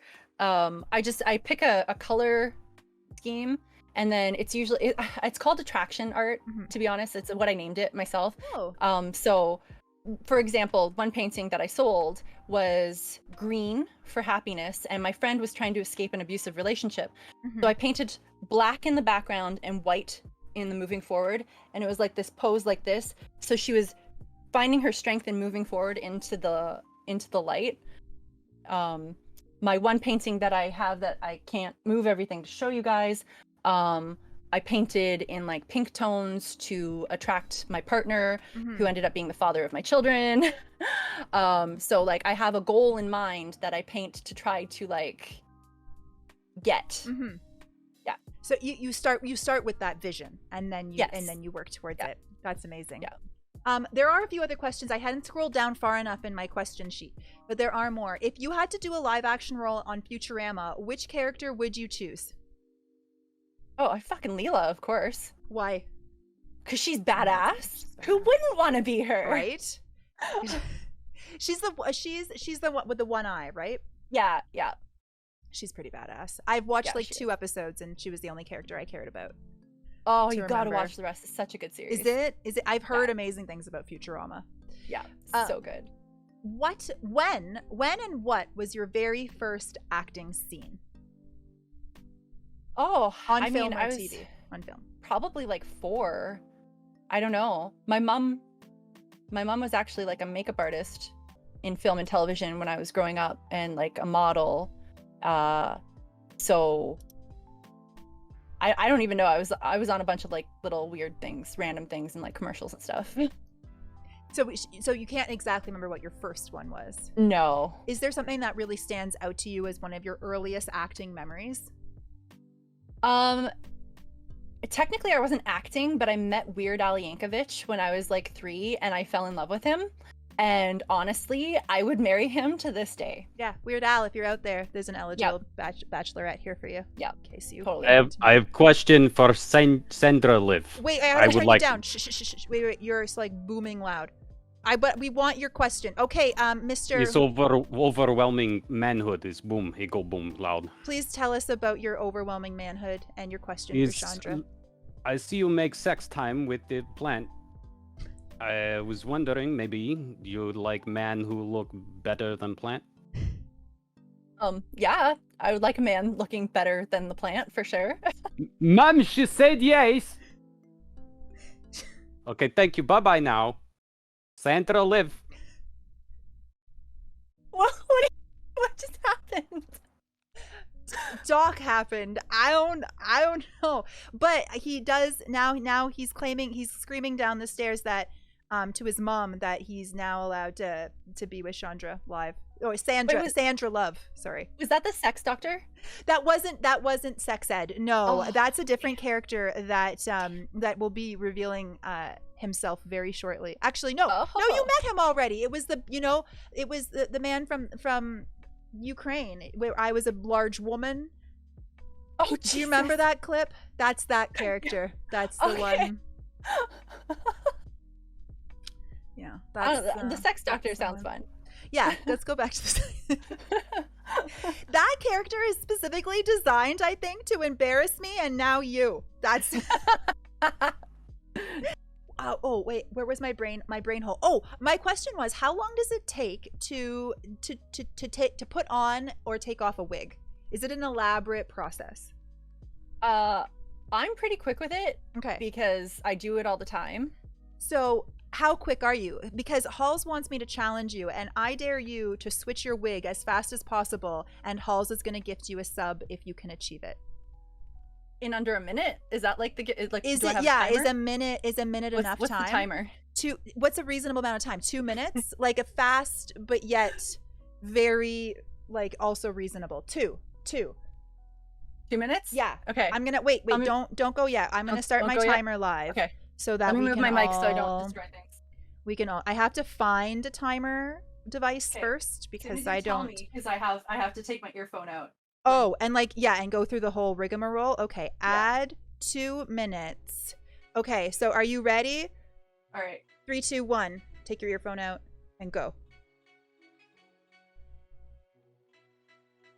Where did my timer go?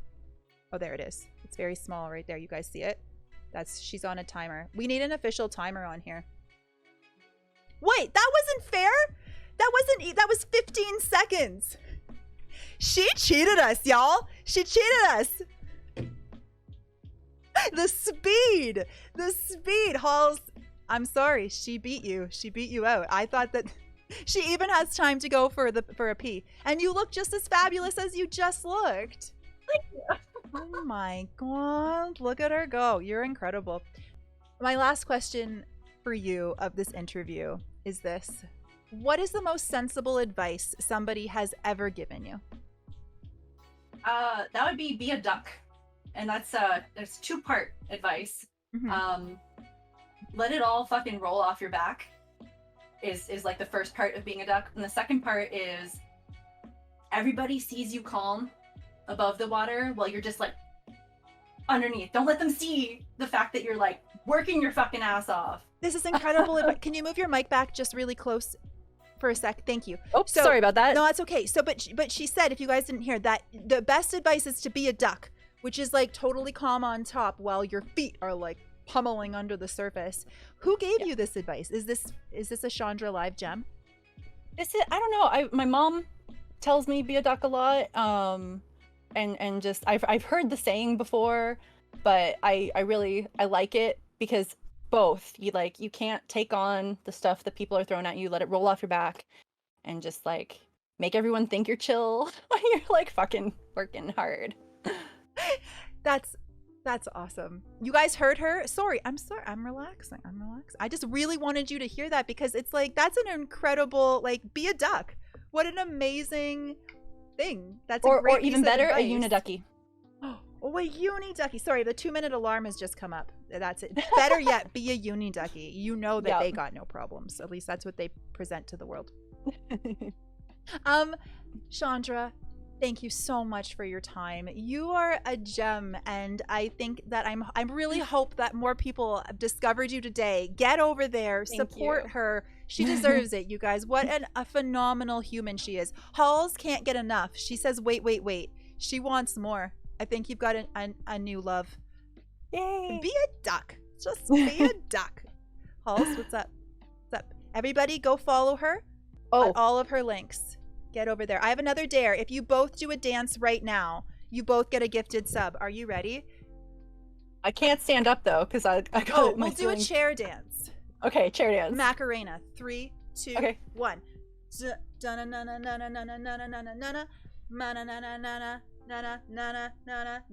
We're doing a different Macarena. Hey, Macarena. Chandra did it better. I suck. She's amazing. She actually did the proper Macarena while I did a variety of Macarena that doesn't actually exist in the real world. You win. Don't give me a gifted sub for that, Halls. Just her. Just her. She's the only one that did the dance right. Oh, you son of a gun. You weren't supposed to. Thank you. I love you, Chandra. Have an amazing day. And I will see you too. Thank you so much for having me. Soon. Mwah, mwah, mwah. Everybody give kisses to Chandra. She's a hero. Love you. Bye. Bye.